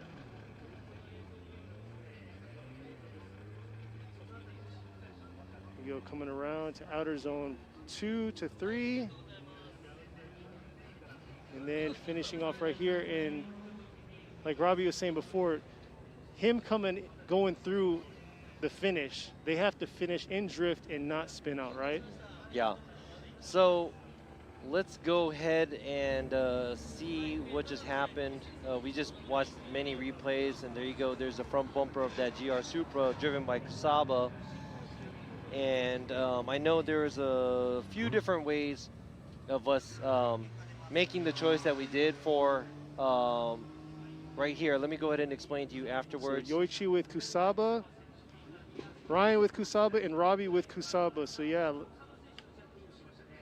So Kusaba gets the win. Car number 770, Kusaba gets the win. Let me go ahead and explain a little bit about that. Number one, there's a way to see if both of the chase cars got a 0, got an incomplete. Let's say Iha made a mistake at inside clip 2, he gets an incomplete. And let's say if Kusaba actually made contact with Iha, spun out through the finish line, got an incomplete. Even if that happened, we would have to see both of the cars' lead runs, and we compared that. And by looking at both of the lead runs, looks like Kusaba is going to go ahead and get the win. Boom. Now, on top of that, if we took it as Iha making a mistake by getting really, really shallow and taking a really small line after in clip 2 and not fully going through there with momentum, so basically he was almost shutting it down. He was basically coming to a stall where Kusaba had nowhere to go and had to make contact with Iha. That would be put onto Iha's, or that would be the lead car's responsibility. So that would be on Iha. So pretty much that would be not Kusaba's fault that Kusaba made a spin out through finish line. So either or, looking at it both ways, Kusaba is going to be moving on anyways. Good explanation. Yeah, I almost lost sight of that. Like you said, I keep saying it myself, lead to lead, chase to chase comparison. I almost lost sight of that, seeing that spin out right there. But like you said, both chase, they had their huge errors that they made. So looking at both lead runs, yes. Yeah, so even if both of the errors were made by the chase cars, or even if it was made by a lead car, such as Iha making a mistake in clip 2, whichever ways, Kusaba's going to be moving on.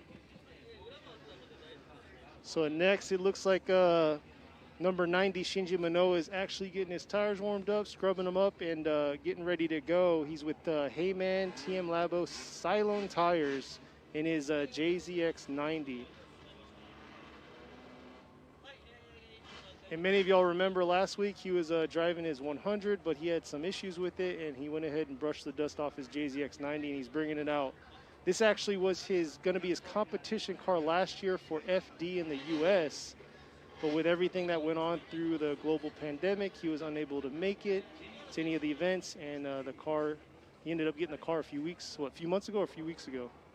Yeah, he actually went and picked up the car at the ports, then brought it back a couple months ago.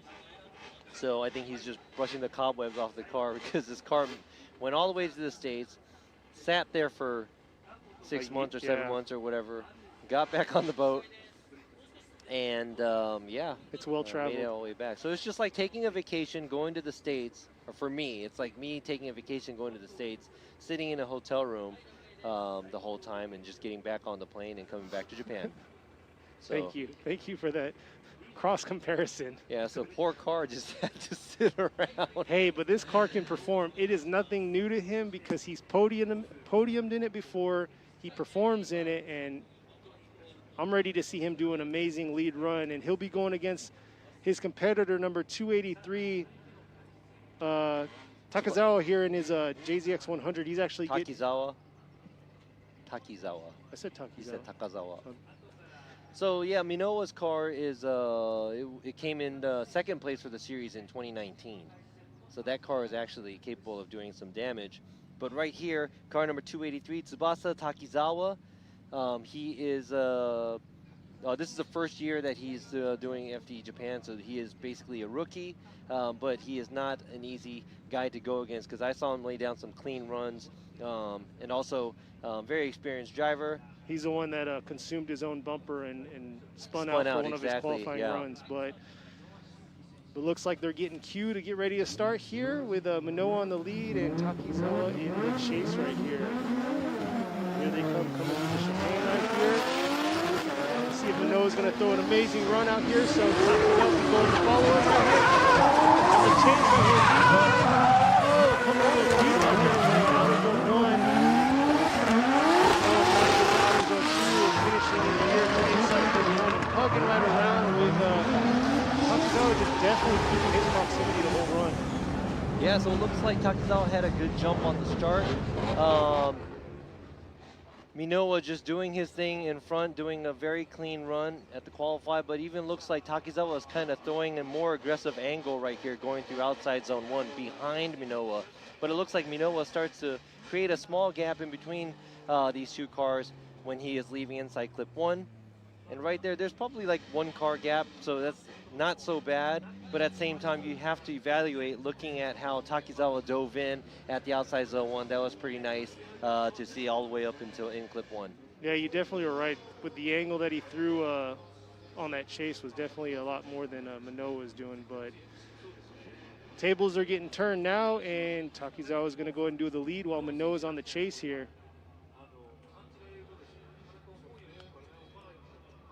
Yeah, so that looked like, that was actually kind of cool to see because Takizawa said, you know what, let me just give him my all. Went in and threw the car in. It was very exciting to see the proximity he had going against this second place winning vehicle from 2019 here in FD Japan. So let's see what he's going to do. And I also want to see how Minowa is going to give chase to Takizawa. And it's kind of cool to see these cars because they're similar, so the movement of the car is very similar too. So these are the times where you can see like a super nice tandem where both cars look Old gen, new gen. Yeah, old gen, new gen, but so here we go. Similar suspension setup. Takizawa right here coming through the chicane, and Minowa right here on the chase. See if Minowa's going to keep his proximity close. It looks like he is right here, coming into outer zone 1. Trying to stay right there on his passenger driver door right there. Outer zone 2 to outer zone 3, and man, Minowa keeping that nice proximity with him the whole way through, all the way up until the finish right there. So he definitely brought it out. All right, that was a very nice way to keep a distance with the lead car. A slightly shallower angle throughout the chase all the way up until in clip 1, but right here, it looks like he gets right in the pocket. And like I said, it's similar cars, so the movement of the car is very similar, and it looks like Minowa is a lot closer to Takizawa than when Takizawa was chasing. But also you have to see that Takizawa's lead run was pretty good, where he was filling the zones and doing what he's supposed to do as a lead car. So let's go ahead and check that out. Let's see what the judges have to say. For that was a really good run though overall. I mean, Minowa was right there. Gave him no room to breathe. That was pretty close too, so that was really exciting to see. Let's see, but yeah, you can. Oh, here we go, right here. So we got Yoichi Mamura gonna be with Minowa, Ryan with Minowa, and Robbie is gonna go with Minowa. So Shinji Minowa is gonna be moving on in his JZX 90 to the top 16. Congratulations. So car number 90, Shinji Minowa gets the win, but I would have to say Takizawa put up a really good fight. I mean, his lead run was great. His chase, it looks like there might be some power difference there, but I think if he's in the right car, he would definitely be a threat going against a big dog like 2019 series runner-up. Exactly. Man, wonder if this is going to make decisions, like changing decisions for him to just stay in the 90 if he keeps pushing along. But that's the thing, though. I think the 90's heavier than the 100 because that huge weight reduction he did on it. So. Yeah, exactly. And I think the 90 has the front radiator. It's not even a rear radiator, and it has a stock fuel tank in it, too, compared to the 100. So, maybe I mean, all those modifications are maybe not needed then. Yeah, exactly. So if you're not doing the right things at the right place, maybe it's just going to make the cars harder to drive. So for those of you building cars right now, make sure you keep that in mind. Don't just throw parts at your car. It's all about balance, right? It is, it is. So coming up next is going to be number 33, Junya Ishikawa against Daichi Mizutani in his 963 S15. So it's SR versus a 1GR. Yeah, so that's like a huge displacement difference because I think the 1GR is almost double the size of the motor of what Mizutani has under his S15. Let's see how he is going to hang on. Power is going to make a difference right here. Here we go. Ishikawa coming in, and Mizutani trying to close this into outer zone 1 to the inside clip. Sharp line into that, but definitely affected him from coming into outer zone 2 to outer zone 3. So it looks like Ishikawa is just continuing on with a nice lead run there, but Mizutani definitely getting affected coming from outer zone 1 to inside clip 1. Yeah, it sounded like Mizutani was putt-putting away, so something might be wrong with this car as well. I'm going to have to keep my ears open on seeing what the tech guys had to say. But right here, it looks like Ishikawa just had a good jump, filled the zones right there, filled outside zone 1. Mizutani had to cut short on the line, and right there he had a huge mistake, corrected and incompleted there. And look at Ishikawa pretty much hitting all the cones. That bumper has had no break all weekend. Exactly, the bumper budget on that car, I don't even want to think about it, but all practice he was destroying it, all qualifying he destroyed it. I mean, they're barely piecing that thing together. It's very exciting, but at the same time, when you see it, it's a really, really thin line between him running a good line and actually going off course too. So you have to keep that in consideration too, because he's bumping all the cones, knocking the cones out of the way with his tire. So if the cone is on the line, basically he was on the line. So that was either super close, no room for him to go to outside zone, or he was dipping a tire too. So you have to keep that in mind as well. Well, it looks like I can hear Mizutani, Mizutani's car is behind us right now. I hear him putt-putting away. I don't know, maybe It's not sounding too good. Not healthy for sure, but there you are. You can see Ishikawa right there awaiting with his half missing bumper while Mizutani's kind of putzing up to him. Hopefully everything's okay and he'll be able to make that run. yeah, I wouldn't see why he would not call a 5 to check his car out, because there's no way. It sounds like there's no Mizutani's car. He basically limped all the way back to where he's supposed to be at, so there's probably no way for him to go the way it is. So most likely he's going to be calling his competition timeout. But they're finding out right now. Got the crew out there checking him out. And there in the lower left-hand side, you could see Yamagai's car. yeah, he's going to be coming up 2 rounds from now. So let's see.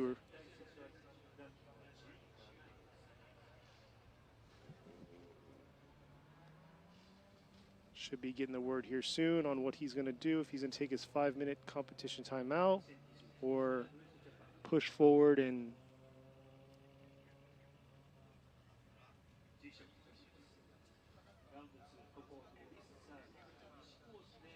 so if you're joining in, we're here at Ebisu Circuit, Nishi course, West course.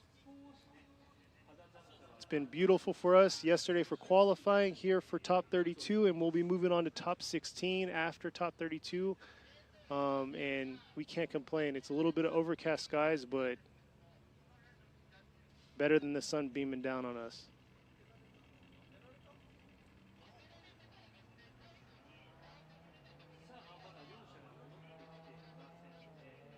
And if you haven't been to Ebisu, definitely take a trip out here. This is like the drift mecca of the world. There's 7 different courses, 2 skid pads, and I mean, it's unlimited. You just go out and burn some tires and then swap out and do it all over again all day long.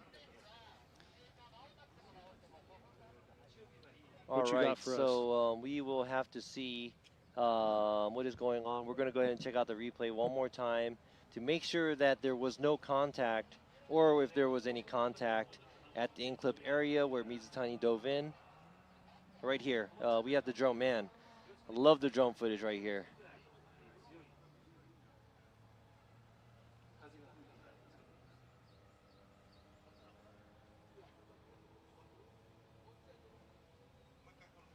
I am not sure. I don't think there was any contact there, because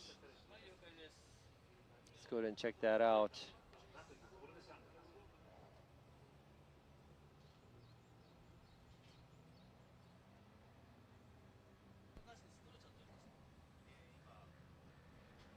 Right there.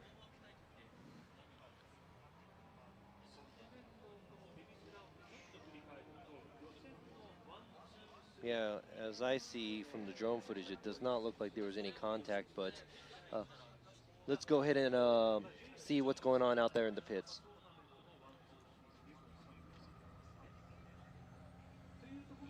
So it looks like they're letting the cars are rolling back around into the pits to check out their cars. But there you go. You could see on the right side right there, that's where the landslide that occurred February 13th here. So we were talking about it earlier. Definitely huge appreciation to all the love and support by everybody around the world making this happen. But yeah, there was 30,000 tons of material that had to get removed from the track and entry of the track to make this all happen. And in that 4-month span, they were able to make that all happen. But yeah, the entry to the track and all that was blocked off by, they were saying like almost 6 to 10 feet of material. And it also took a chunk of the wall out. So if you'll see on the drone footage and other material, you'll see how it did a lot of damage up in that area. But all right, so just spoke with what's going on out in the pits, but it looks like the right rear of Ishikawa's car debeaded, but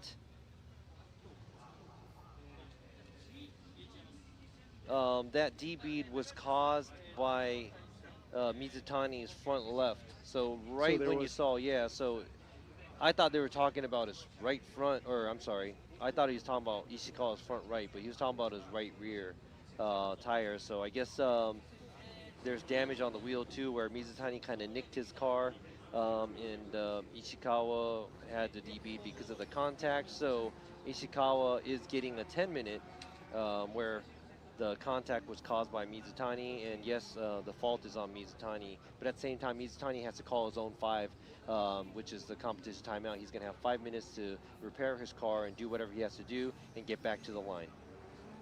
So curious if everything's running fine or he just shut down because of the contact, because that's the big thing is while he was driving behind us heading back to the start, it sounded like he was limping all the way there, but you can see right there, looks like Yuta Komatsu, number 80, got his car squared away and fixed. He had that front left damage that he sustained going against Suenaga on his chase. So that we're going to be running that here soon, and Komatsu's going to be on the lead while Suenaga is going to be on the chase. But definitely good to see that his team was able to get his car fixed and back on the track, because that is the biggest struggle when you take that 5-minute competition timeout and you're not able to fulfill and get that car back on the start line. So good to see this. I'm pretty sure his team is excited. I'm pretty sure he's excited that his team was able to make this happen and get back out there, but it's awesome. I mean, that's the thing. These drivers rely a lot on these teams, and these teams, have a lot of stress on their back, especially when it comes to these 5-minute competition timeouts.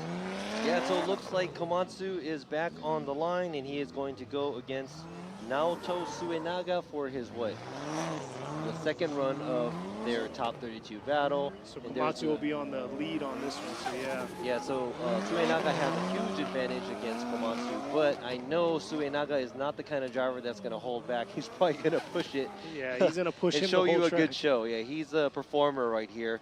One of the workers here at Ebisu Circuit. He's been working here for quite a long time, and surprisingly, he's not even from the area. He's from way down south in Kyushu. Really? Yeah, and he made his way up by drifting. He got a job a little up north, moved up north, came to Ebisu, wanted to work at Ebisu, started working here, so that's how he made it all the way up here. So it's almost like saying I lived in SoCal and I ended up in Washington State. So he definitely, for sure, is an exciting driver, experienced driver at that, but we're going to see what he's going to do and see how he's going to perform with Komatsu on the lead. And Komatsu, he's got to put it all out there. I mean, he's got to show his team, hey, thank you guys for busting your guys' butts, getting me back out here within 5 minutes. I'm going to give you my all. If I was his team member, I'd be like, you better buy me a drink or something. Shoot. So here they are right here, lined up, ready to go, waiting for that light. Komatsu on the lead, while we have Suenaga on the chase. And like we were talking before, Komatsu had that mistake and messed up by contacting Suenaga on outer zone 1. But here he is right here, coming in, outer zone 2. Suenaga right there, like we said, Suenaga right here into outer zone 2. The transition to 3 right here. Man, Komatsu putting it out there on the line, and Suenaga just like, it's just not going to be enough today.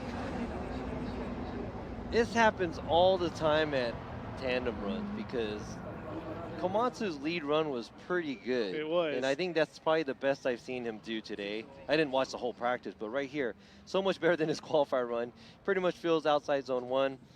All right, gets closer to in-clip 1, and right there, Suenaga does not give him any room, and he starts to creep up, and boom, by the time they hit the inside clip 2, Suenaga is right there knocking on his door, and I know Suenaga did not make any big mistakes chasing Komatsu down, so this is going to be really hard for Komatsu to move on because of his incomplete he made by giving contact to Naoto Suenaga. There you go, all 3 judges pushing over to Suenaga. Suenaga's going to be pushing on to top 16, so congratulations. Very unfortunate for Komatsu, especially with the contact that happened. Getting knocked out for that is definitely something tough pill to swallow. Yeah, but hopefully Komatsu learns the capabilities of what he can do because, I mean, like I say, a lot of guys realize a lot of stuff because they have more experience driving behind guys and getting more practice and getting seat time out here on the track. But definitely if these guys drove like how they lead at Qualify, you will probably be placed in a different bracket going against different guys. So very interesting thing to think about. So here we are All right, coming up to the line, car number 4, Tetsuya Hibino. Qualified third yesterday, and this is a very exciting car to see. This is the LB Racing, Liberty Walk Racing. S15. What is it? It Not has, powered by an SR. Nope, no Not powered by SR, a no 2J. 2J. Rotary. It's a 4-rotor twin turbo beast underneath that. So they call that hood. what, 26B? Right? I think it's a 20B with a 3-rotor, so it's a 26B, I think. But I was trying to think, they call a 13B a 2-rotor, then they call a 3-rotor a 20B. Then it goes to a 26. So it's like 6.5. So it should be a 26.5. I don't know. Sorry, guys. We'll probably see a comment here soon. Anybody who knows about that mystery, please tell us. But amazing fill us car, in. But yeah, very beautiful ridiculously car. loud. Crazy arrow, and going against him is number 57, Kanta Yanaguida. Kanta Yanaguida. He is also a worker here at Ebisu Circuit. He is 21 years old. He was driving in a different team during FD Japan for the past couple years. I think he skipped last year, but then now he's in his own car. Works here at Ebisu Circuit. So it's S15 versus S14, but it's SR powered. So huge power difference. We'll see how it's going to go right here with Hibino in the lead and Yaguida right here in the six. Yaguida right there trying to hone in on him right here. That was a nice proximity. Huge correction by Yaguida right there. Outer zone 2 inside Hibino just pushing, finishing. See that replay.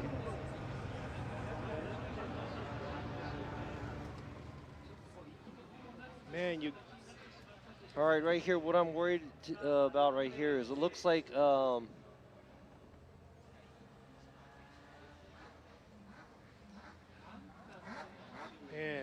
Kanta right there was just right there at outside zone 1, it looks like Hibino flicked it a little too hard, and Kanta Yanaguida was more worried about keeping up with the Hibino, so he was shallower.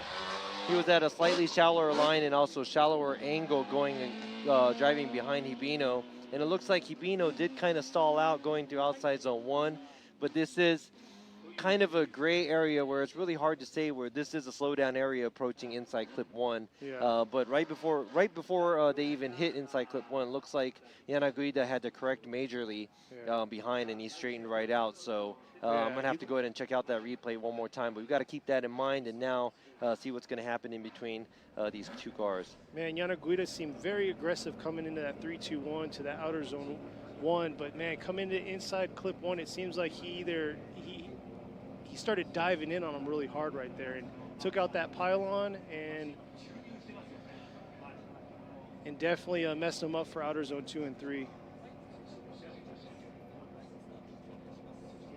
Yeah, so it looks like he was baking his tires on the straightaway, so it doesn't look like Hibino had a huge leap on the straightaway either going against Yanaguida. But here we are with Hibino in the chase with Yanaguida right here in the lead, and Yanaguida's trying to get that.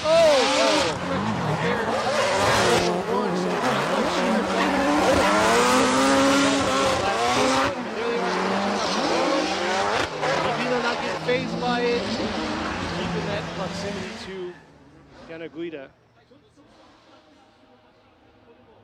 Yeah, so right now, maybe I am overthinking it too, but by looking at Yanaguida's car right here, he makes a huge correction after outside zone 1. He totally corrects right there, and he couldn't keep the drift. I don't know if he has too much grip in the car or not. Maybe it's something else.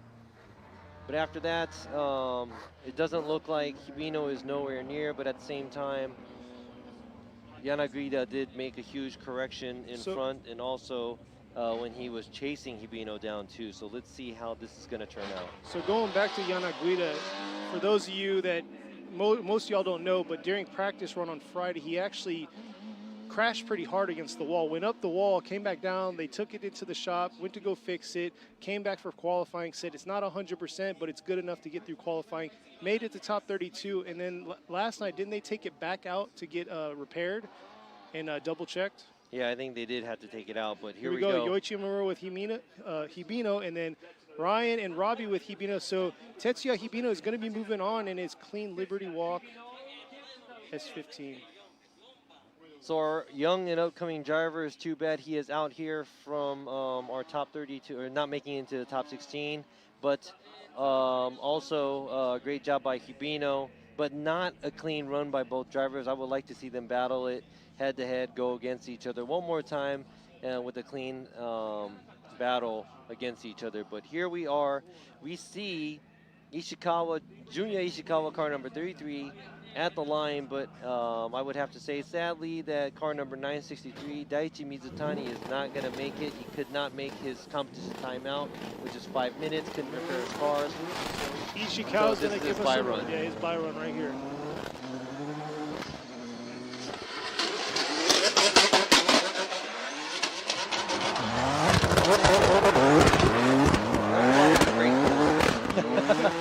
A lot on the throttle there, too. There he is giving us his buy run.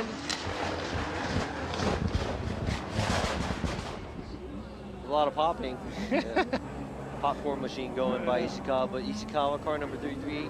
Is gonna be Hiroshima moving Toyo on. Pet getting the win. Car built by Droopy. Young driver. He is going to be facing car number 90, Shinji Minowa, for the top 16 battle. But speaking of the rest of the top 32 battles, we still have 3 more battles to finish our top 32. It's going to be an exciting battle. Coming up next is going to be number 19, Yuichi Yamagai, and number 888, Kenji Yamada. Both S15s, one's SR powered, the other one's 2J powered. Yoichi Yamagai, he had that green livery last year that everybody was pretty big fan of it, but this year he kind of olive green, it was cool. Yeah, he changed it up, and now he has this brighter green. He wanted to give a kind of a shout out to FDF, is one of his sponsors. They have that kind of simulate a little bit of their color right there. And then Kenji Yamada, which also known as Jamaken, getting his tires warmed up, and he'll be ready to go. This was a pretty close qualifying runs between the two. Amagai got an 85 while Yamada got an 83. And both phenomenal drivers. Yamada is very precise and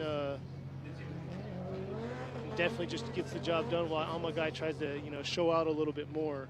So we'll see how this is going to pan out between the two.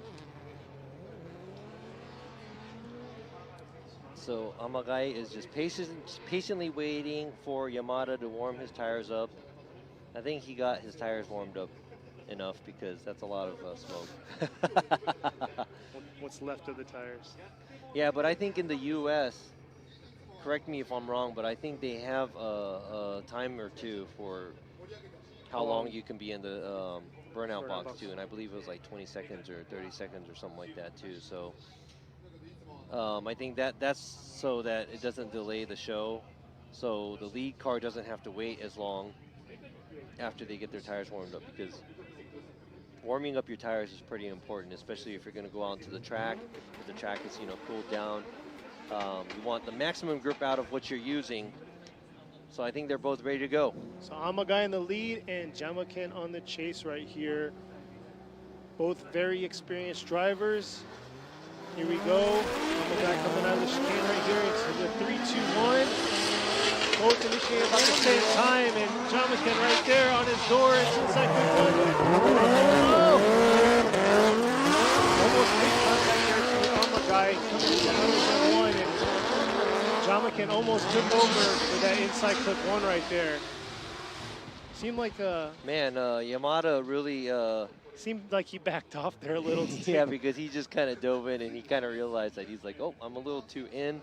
But here we go. Amagai does a great job here. He goes and fills outside zone one, knocks over both cones, but he goes a little wider there in clip one. And Yamada thought that was his chance, but that's not the point of a chase car. We don't want to see the car try to overtake unless it's wide open. I've seen cars go super wide on in clip 1 where the car kind of passes them. It has to be a clean pass and not forceful. And right here, Yamagai is still there. So if Yamada went for the pass, he would have probably ran into Yamagai, which is not good. So he gave him space, and by doing that, Yamada noticed that he was losing momentum going to outside zone 2 and pretty much almost had to straighten out and had to take a lot shallower line than Yamagai. I think Yamada was tuning into us because I was talking about how kind of like he's, you know, pretty clean with his runs and everything, and Amagai's really aggressive. So he's like, no, I'm aggressive. Yeah, he's like. I literally like, said that, and then you, he yeah. did exactly opposite of what I said. But hey. So you know what? That diving in made by Yamada, that's pretty much your fault. So I think you owe him a drink or something later. Maybe I'll get him I don't know, water. Yeah, water that somebody else bought. No, but very great job by both drivers. Very aggressive, and that was exciting to see too. Even if there were those mistakes, I mean, you guys gotta thank these drivers because they're giving their everything to show us something great, and you guys get to sit here and watch this through live stream and as and an it's got to audience. be a struggle because having no fans is definitely tough for some of these drivers because they can't get that feel of emotion from the fans. Yeah, and the hype. Yeah, and the hype. So. Because I know Jared in the U.S., he does waves and stuff like that. Oh yeah, with the audience, but he is a hype man for sure. Yeah, so the only wave I could do is probably the maybe 10 people sitting over here at the to the right of us. To the right of us, and they're all spotters. And I'll say something, and they probably look at me strange and be like, "What is this guy saying to Yeah. me?" But here they are back at the line. Amagai's going to be on the chase while Yamada is going to be in the lead run. So here we go. Looks like they're getting ready to go, getting that light.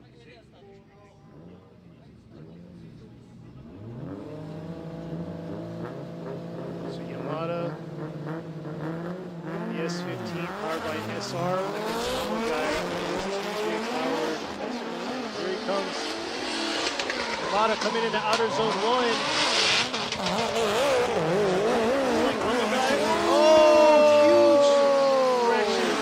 Lost in that smoke cloud that Yamada's pushing out. Oh man.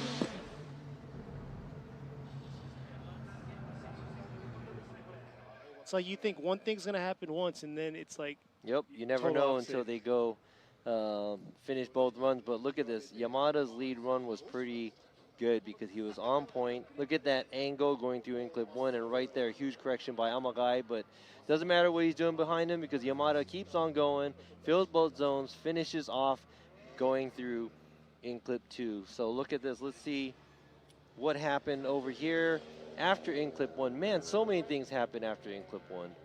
Right here, initiation, a little bit of a gap there, and I think Yamagai tries to close the gap there, then he makes a huge mistake. And then right here, looks like inside clip 1, he had a.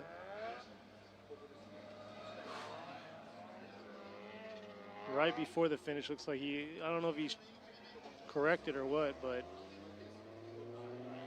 Yeah, that was a big but that was mistake. That's a huge factor on both chase runs, though, right there at inside clip 1. Yeah, so we have to evaluate lead to lead, chase to chase. Now you have to remember Yamagai washed out on in clip 1 and kind of had a bobble after in clip 1 going to outside zone 2. And yes, Yamada did take that really smaller line and cut in, but at the same time he did not stop drifting. He didn't, and he was filling that gap, that washout gap that Yamagai kind of set up for him. Yeah, so there was more proximity. We'll have to see right here what the judges have to say. Luckily, we got one on the mic, so.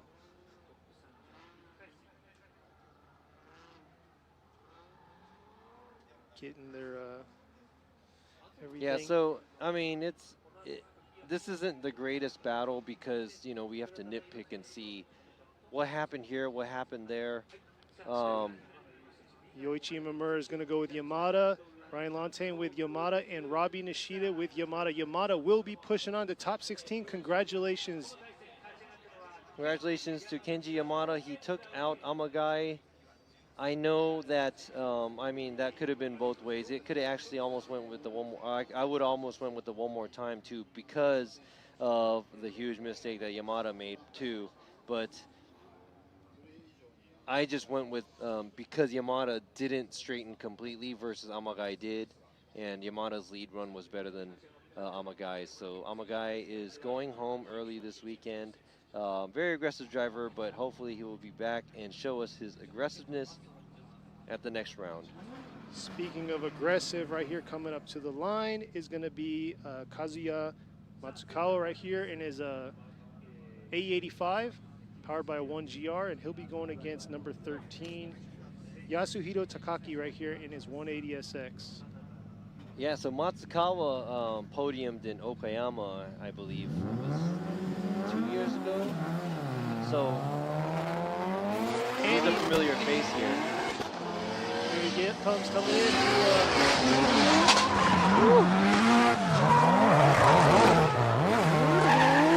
Matsukawa right there, keeping that proximity to Takaki right here into inside clip 2 and finishing off strong. And man, that was a pretty good lead run and a great chase run. And like we always say, where there's a good chase run, there's always a good lead run, right? And here we go. Nice flick by Takaki, nice angle. Looks like he's a tire off though. He goes a little too far on outside zone 1, but Matsukawa is right there. And he mimics his line and angle right there. Doesn't go too in on the line. Does a great job with proximity and finishes off the track. Both the drivers, great job on their first battle. Let's see how close they got by looking at this aerial view. But yeah, Matsukawa actually also podiumed out in Okayama last year. So last year and the year before? Or? Yeah, so last year he also did. I said last year or the year before, I'm not sure. But there we Look go. at that. Matsukawa dove in where he had to and gave Takaki enough space to do his transition through outside zone 2 to 3. But Great job by both cars, yeah. We'll have to see what Matsukawa's going to do in his lead run with Takaki, because, I mean, Matsukawa is a very aggressive driver, and he's definitely pedal to the metal. Yes, and I would have to say Takaki also. I remember seeing him in Suzuka last event. He was just going crazy, and he kept spinning out. You're and right, I was thinking, yo, just throw a calm run down. Yeah. But then he said, nope, 150%. It was bad conditions, but he didn't put that into consideration. He just so kept his 150% is working out really good this weekend. But let's see. But here we go. Matsukawa in the lead with Takaki in the chase right here. And like I said, Matsukawa right here just aggressively pushing inside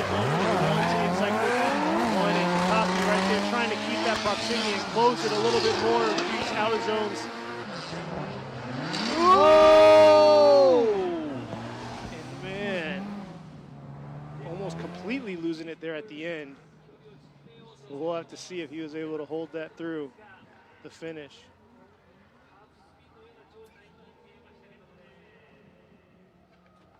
Here he is coming through outer zone 1 to inside clip 1. Yeah, so Matsukawa does a good job leading, but it looks like Takaki is kind of going wild. He had to come a little short on inside clip 1 and also right there inside clip 2. Let's go ahead and check out the aerial view from the drone.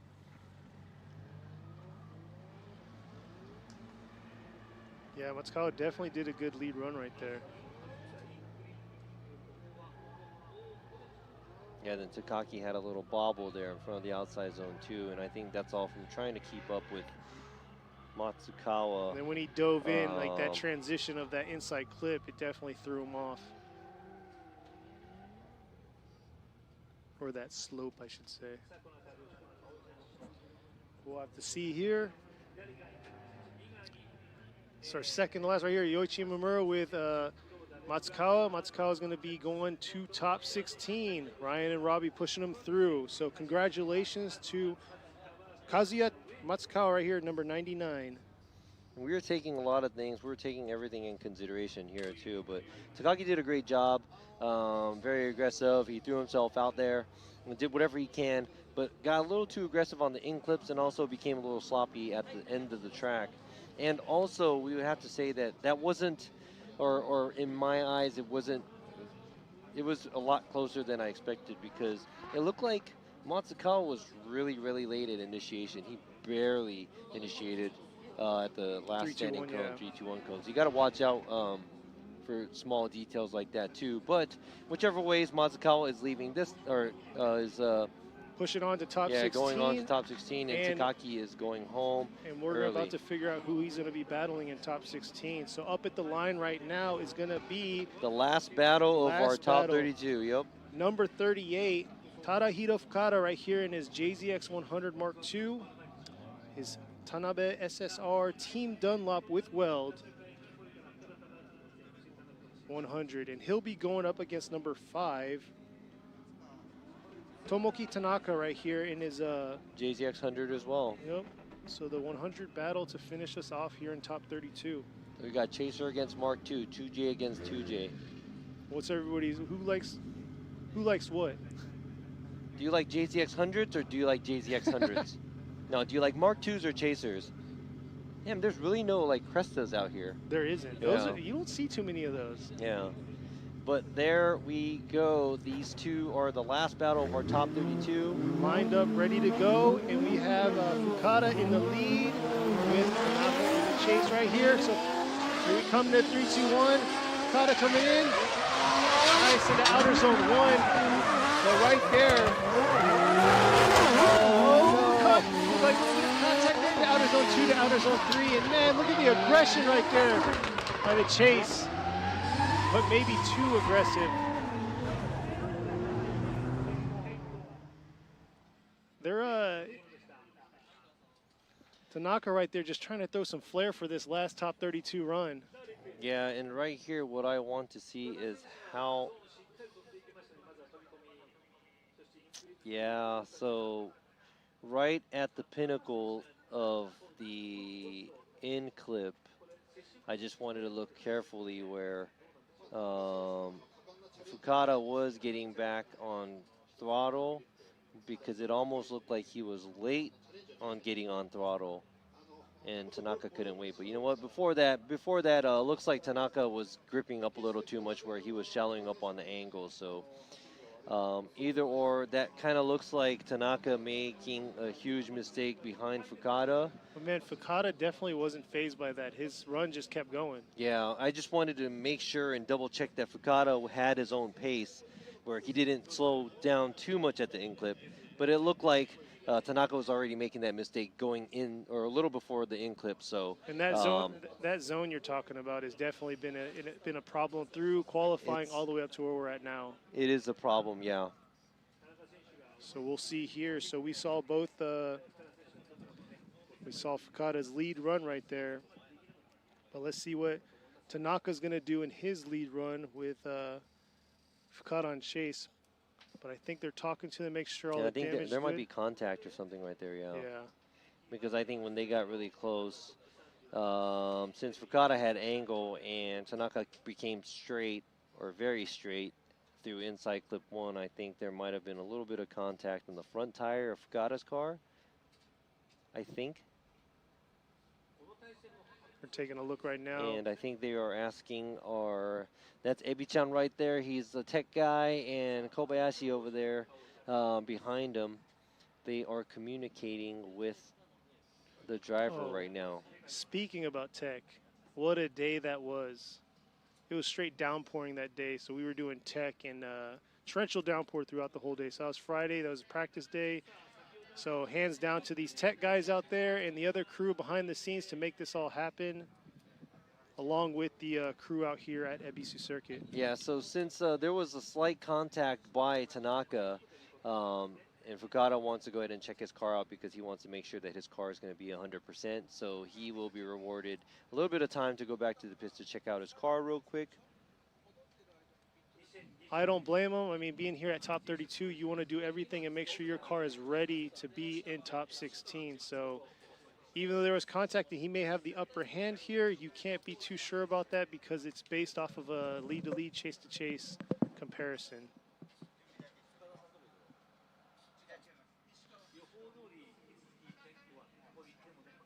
So let's see. So he'll have some few time here to check out his car.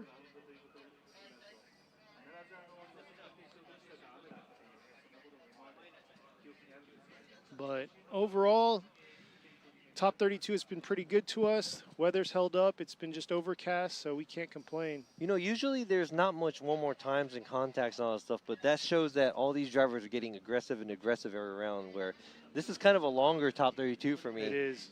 Usually everything goes more smoothly, let's say. Smooth and straightforward, but hey, like you said, that's the point of this competition, is this tandem battle, door to door. Yeah, so there's another replay of Fukada leading Tanaka. And right here, it looks like Tanaka got too close and he straightened out.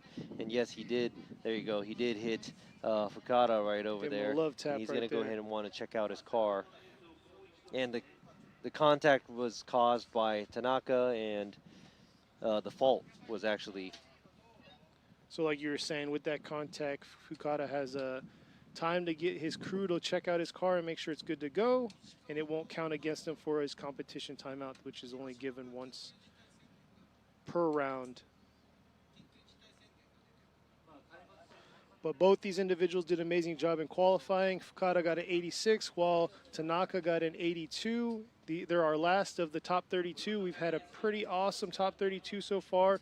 If you're just tuning in, you can go ahead and rewind or check it out later again and check out the top 32. But and if you don't want to hear us, just mute it. There you go. Yeah. But if you mute it, you won't be able to hear the cars.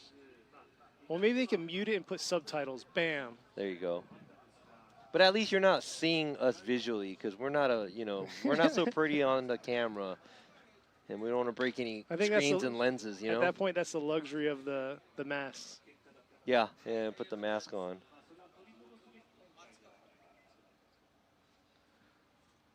So as we are waiting right now, I believe that Fukada is getting his car checked out. Tanaka is just going to have to wait because he's not going to call his 5 right now. So let me go ahead and call Marina to see what she's doing out in the pits and want some information out there. Marina-chan. はい、こちらピットからです。石川選手にレポートしたいと思います。石川選手、トップ16進出おめでとうございます。ありがとうございます。前回は、緊急事態宣言中ということで涙を飲んでの大会欠場ということでしたが、今回大会にかける思いというのはやはり大きかったでしょうか。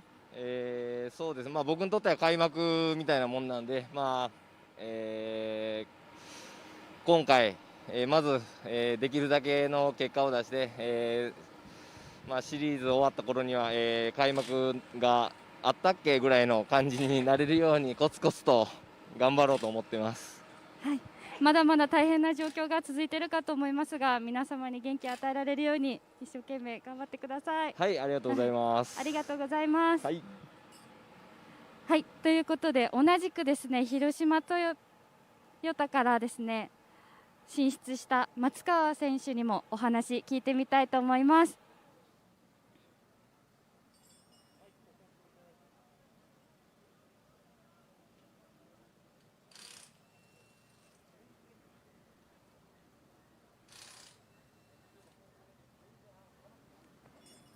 松川選手、お時間いただきありがとうございます。トップ16進出おめでとうございます。はい、ありがとうございます。石川選手同様、前回の大会は苦渋の決断で欠場ということでしたが、はい、今回にかける思いはやはり大きいでしょうか。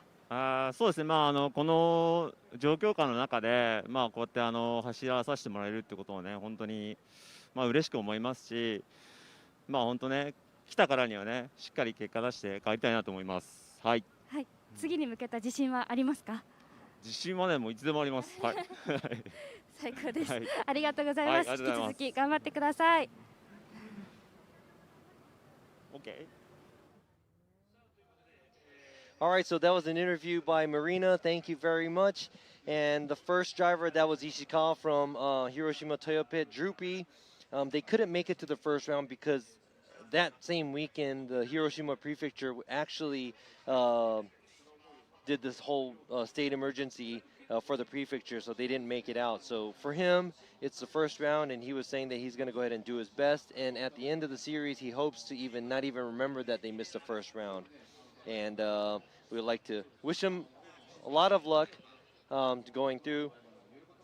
and he said he's going to try his best. And the second driver you saw, that's Matsukawa driving the AE85, and since they are under these circumstances, they, it's not like they can do anything about it, but they're just going with the flow, and they said he came to do his best, and she asked him how confident you are, and he said, I'm confident all the time. So something fun to hear from a driver. But let's go ahead and take a short break real quick. We'll be right back so we can get back to the last battle of Top 32.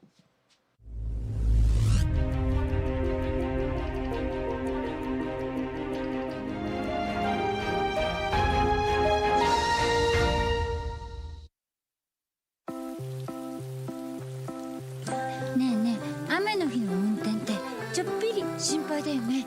いざという時にちゃんと止まれるタイヤ、ウエット A。 ウエット A。 ウエットグリップ性能 A のタイヤなら雨でもしっかり止まれて高い安全性を発揮。滑りやすい濡れた路面でもより安心なやる。横浜革新のカーボンベゼル、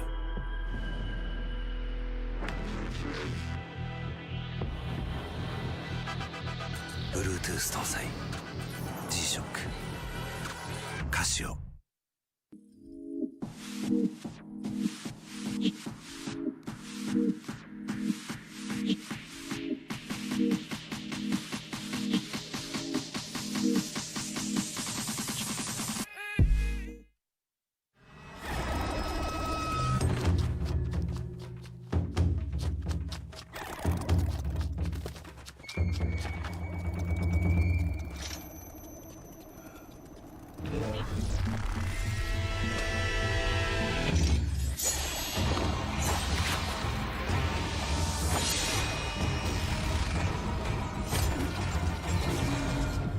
Made in Japan. Breed. What's up, guys? It's Frederick Ospo, and I use RSR suspension on all my drift cars. I love RSR. Iyo RSR Ichiban.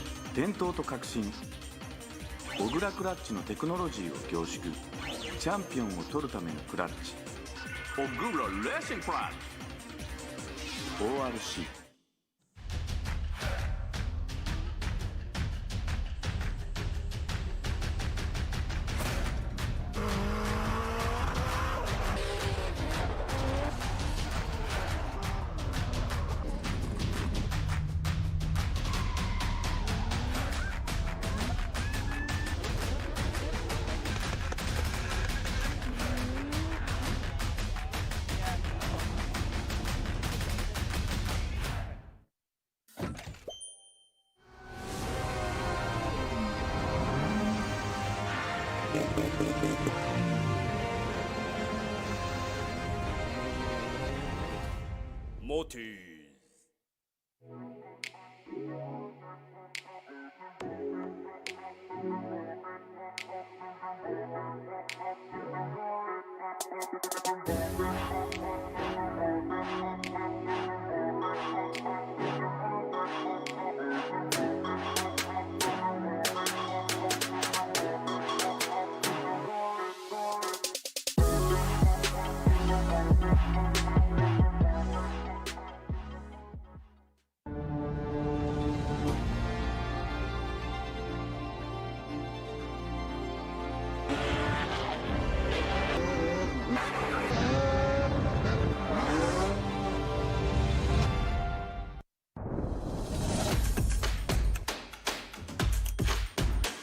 The brightness, called brilliant.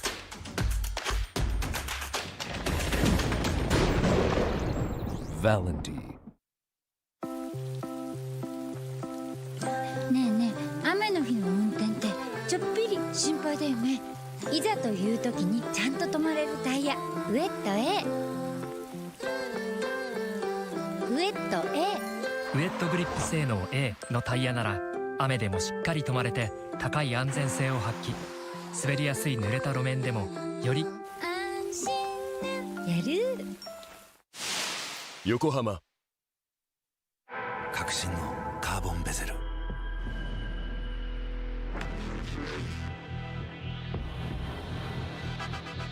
Bluetooth 搭載 G-SHOCK カシオ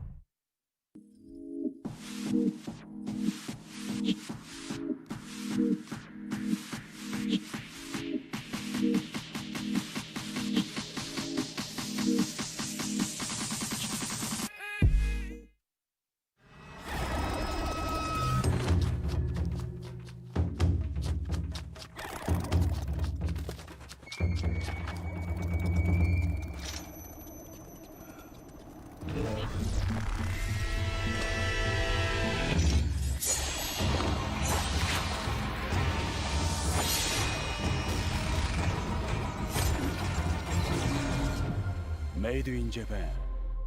Breed. What's up, guys? it's Frederick Ospo, and I use RSR suspension on all my drift cars. I love RSR. Iyo RSR Ichiban.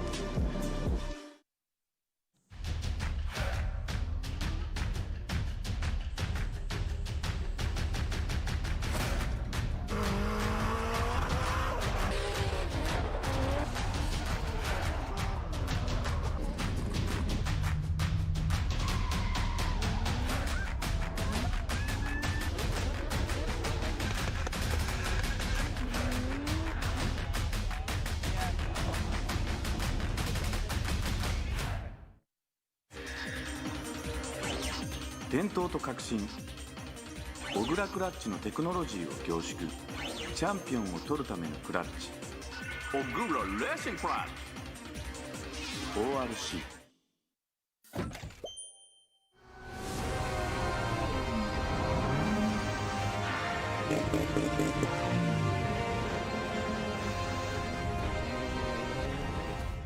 Moti.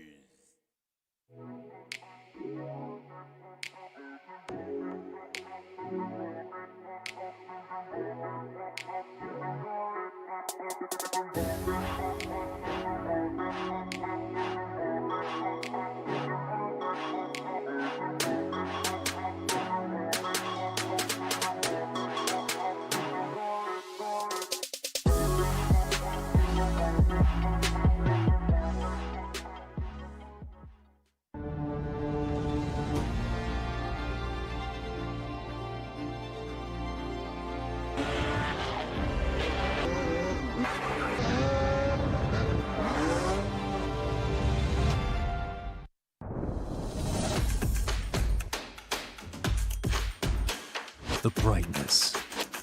Calm, brilliant.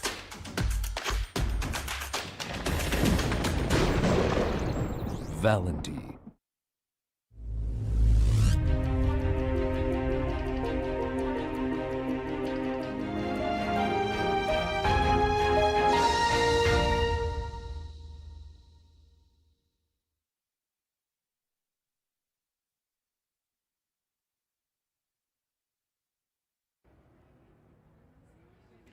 Welcome back, everybody, to the G-Shock Presents Formula Drift Japan 2021 season here at round 2 at Ebisu Circuit West Course in the Fukushima Prefecture. Once again, I'm your host, Kenny Harris. Alongside me is Robbie Nishida, the man. Thanks for the introduction. But you're going to hear us only for a little bit because we're going to finish off the last battle of the top 32. This is the second one. Earlier we had Fukada leading and Tanaka chasing, and it looked like Tanaka made a major mistake and also gave contact to Fukada. So Fukada checked his car out. Looks like everything is good. And here we are. They are on the way. Tanaka right here in the lead with the chase by Fukada. Chase coming in, closing in on inside clip 1. Man, Tanaka right here just pushing through to inside clip 2, and oh, almost came a little too close to inside clip 1. Man, Fukada right there trying to keep that proximity, but looks like he got a little bit lost there on the outer zone 2. Yeah, there's a lot of smoke. Man, Tanaka was on fire right now, but let's go ahead and check this out. Fukada is not giving him too much room. He doesn't want him to run away. Tanaka does an average job in outside zone 1, filling the zone. And right here, he's a smoke show. Tanaka smoke show right there. Flicks his car really hard at outside zone 3. kind of washes out on the in clip, but Fukada is there. Now let's go ahead and check out the aerial view from the drone. There you go. Let's go ahead and check out how close they are and where they're driving. And as you can see, the lead car passes the in clip, and Fukada pretty much keeps the same amount of proximity in between the lead car and the chase car. As you can see right there, Tanaka opened up the second inside clip a little more than he was anticipating, but that's probably not enough to Here we go. turn over what happened earlier. Yoichi and Ryan for Fukada and Robbie with Fukada. So Fukada will be moving on. That was our last top 32 battle to top 16. Yeah, and I know that all happened from regression, but man, Tomoki Tanaka gave us a good show by trying to get as close as possible to Fukada, but he straightened out and did give him contact. So hopefully we can see his incredible driving for the next round, but let's congratulate Fukada for now. Moving on to top 16, which he'll be going against car number 99, Matsukawa, for the top 16 battle. So yeah, top 16 looks like it's going to be a good one for him, especially the number one we're going to roll into, which is going to be Yamashita Ueo. But that's going to be exciting. It is. Just to let you guys know, we will be back. The opening ceremony is going to start at 1 o'clock here in Japan time, yeah. and the live stream is going to happen around then, I believe. Yeah, so right around that time. Yeah, then top 16 is going to happen at, it's going to start at 1:30. So yeah, so give about an hour or so. So yeah, go get something to eat. Go get a midnight snack for y'all. That's what we're going to do for sure, because I'm Exactly. kind of getting hungry over here. So go get a snack, you know, get energized, get ready for top 16. It's going to be very exciting. The weather is holding up for us. Actually, the sun is actually coming out. So it's going to be an amazing top 16 for us.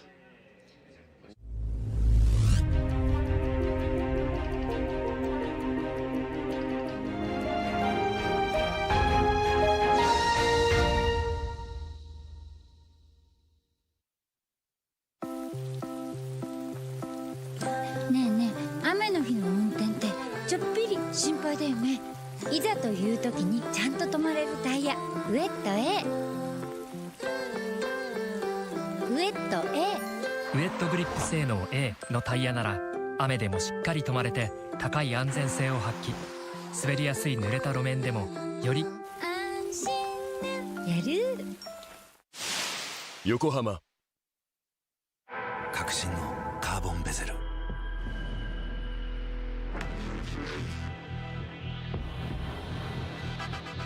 Bluetooth 搭載 G-SHOCK カシオ。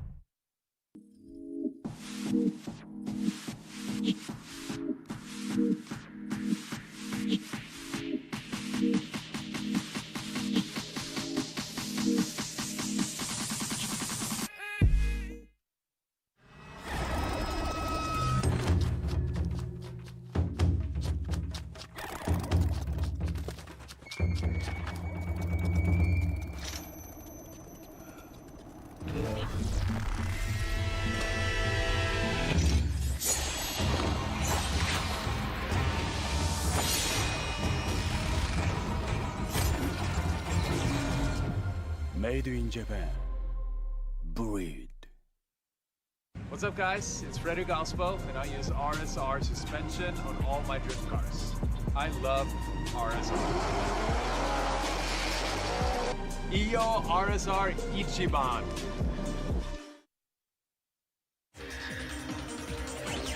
伝統と革新、小倉クラッチのテクノロジーを凝縮、チャンピオンを取るためのクラッチ、小倉レーシングクラッチ ORC。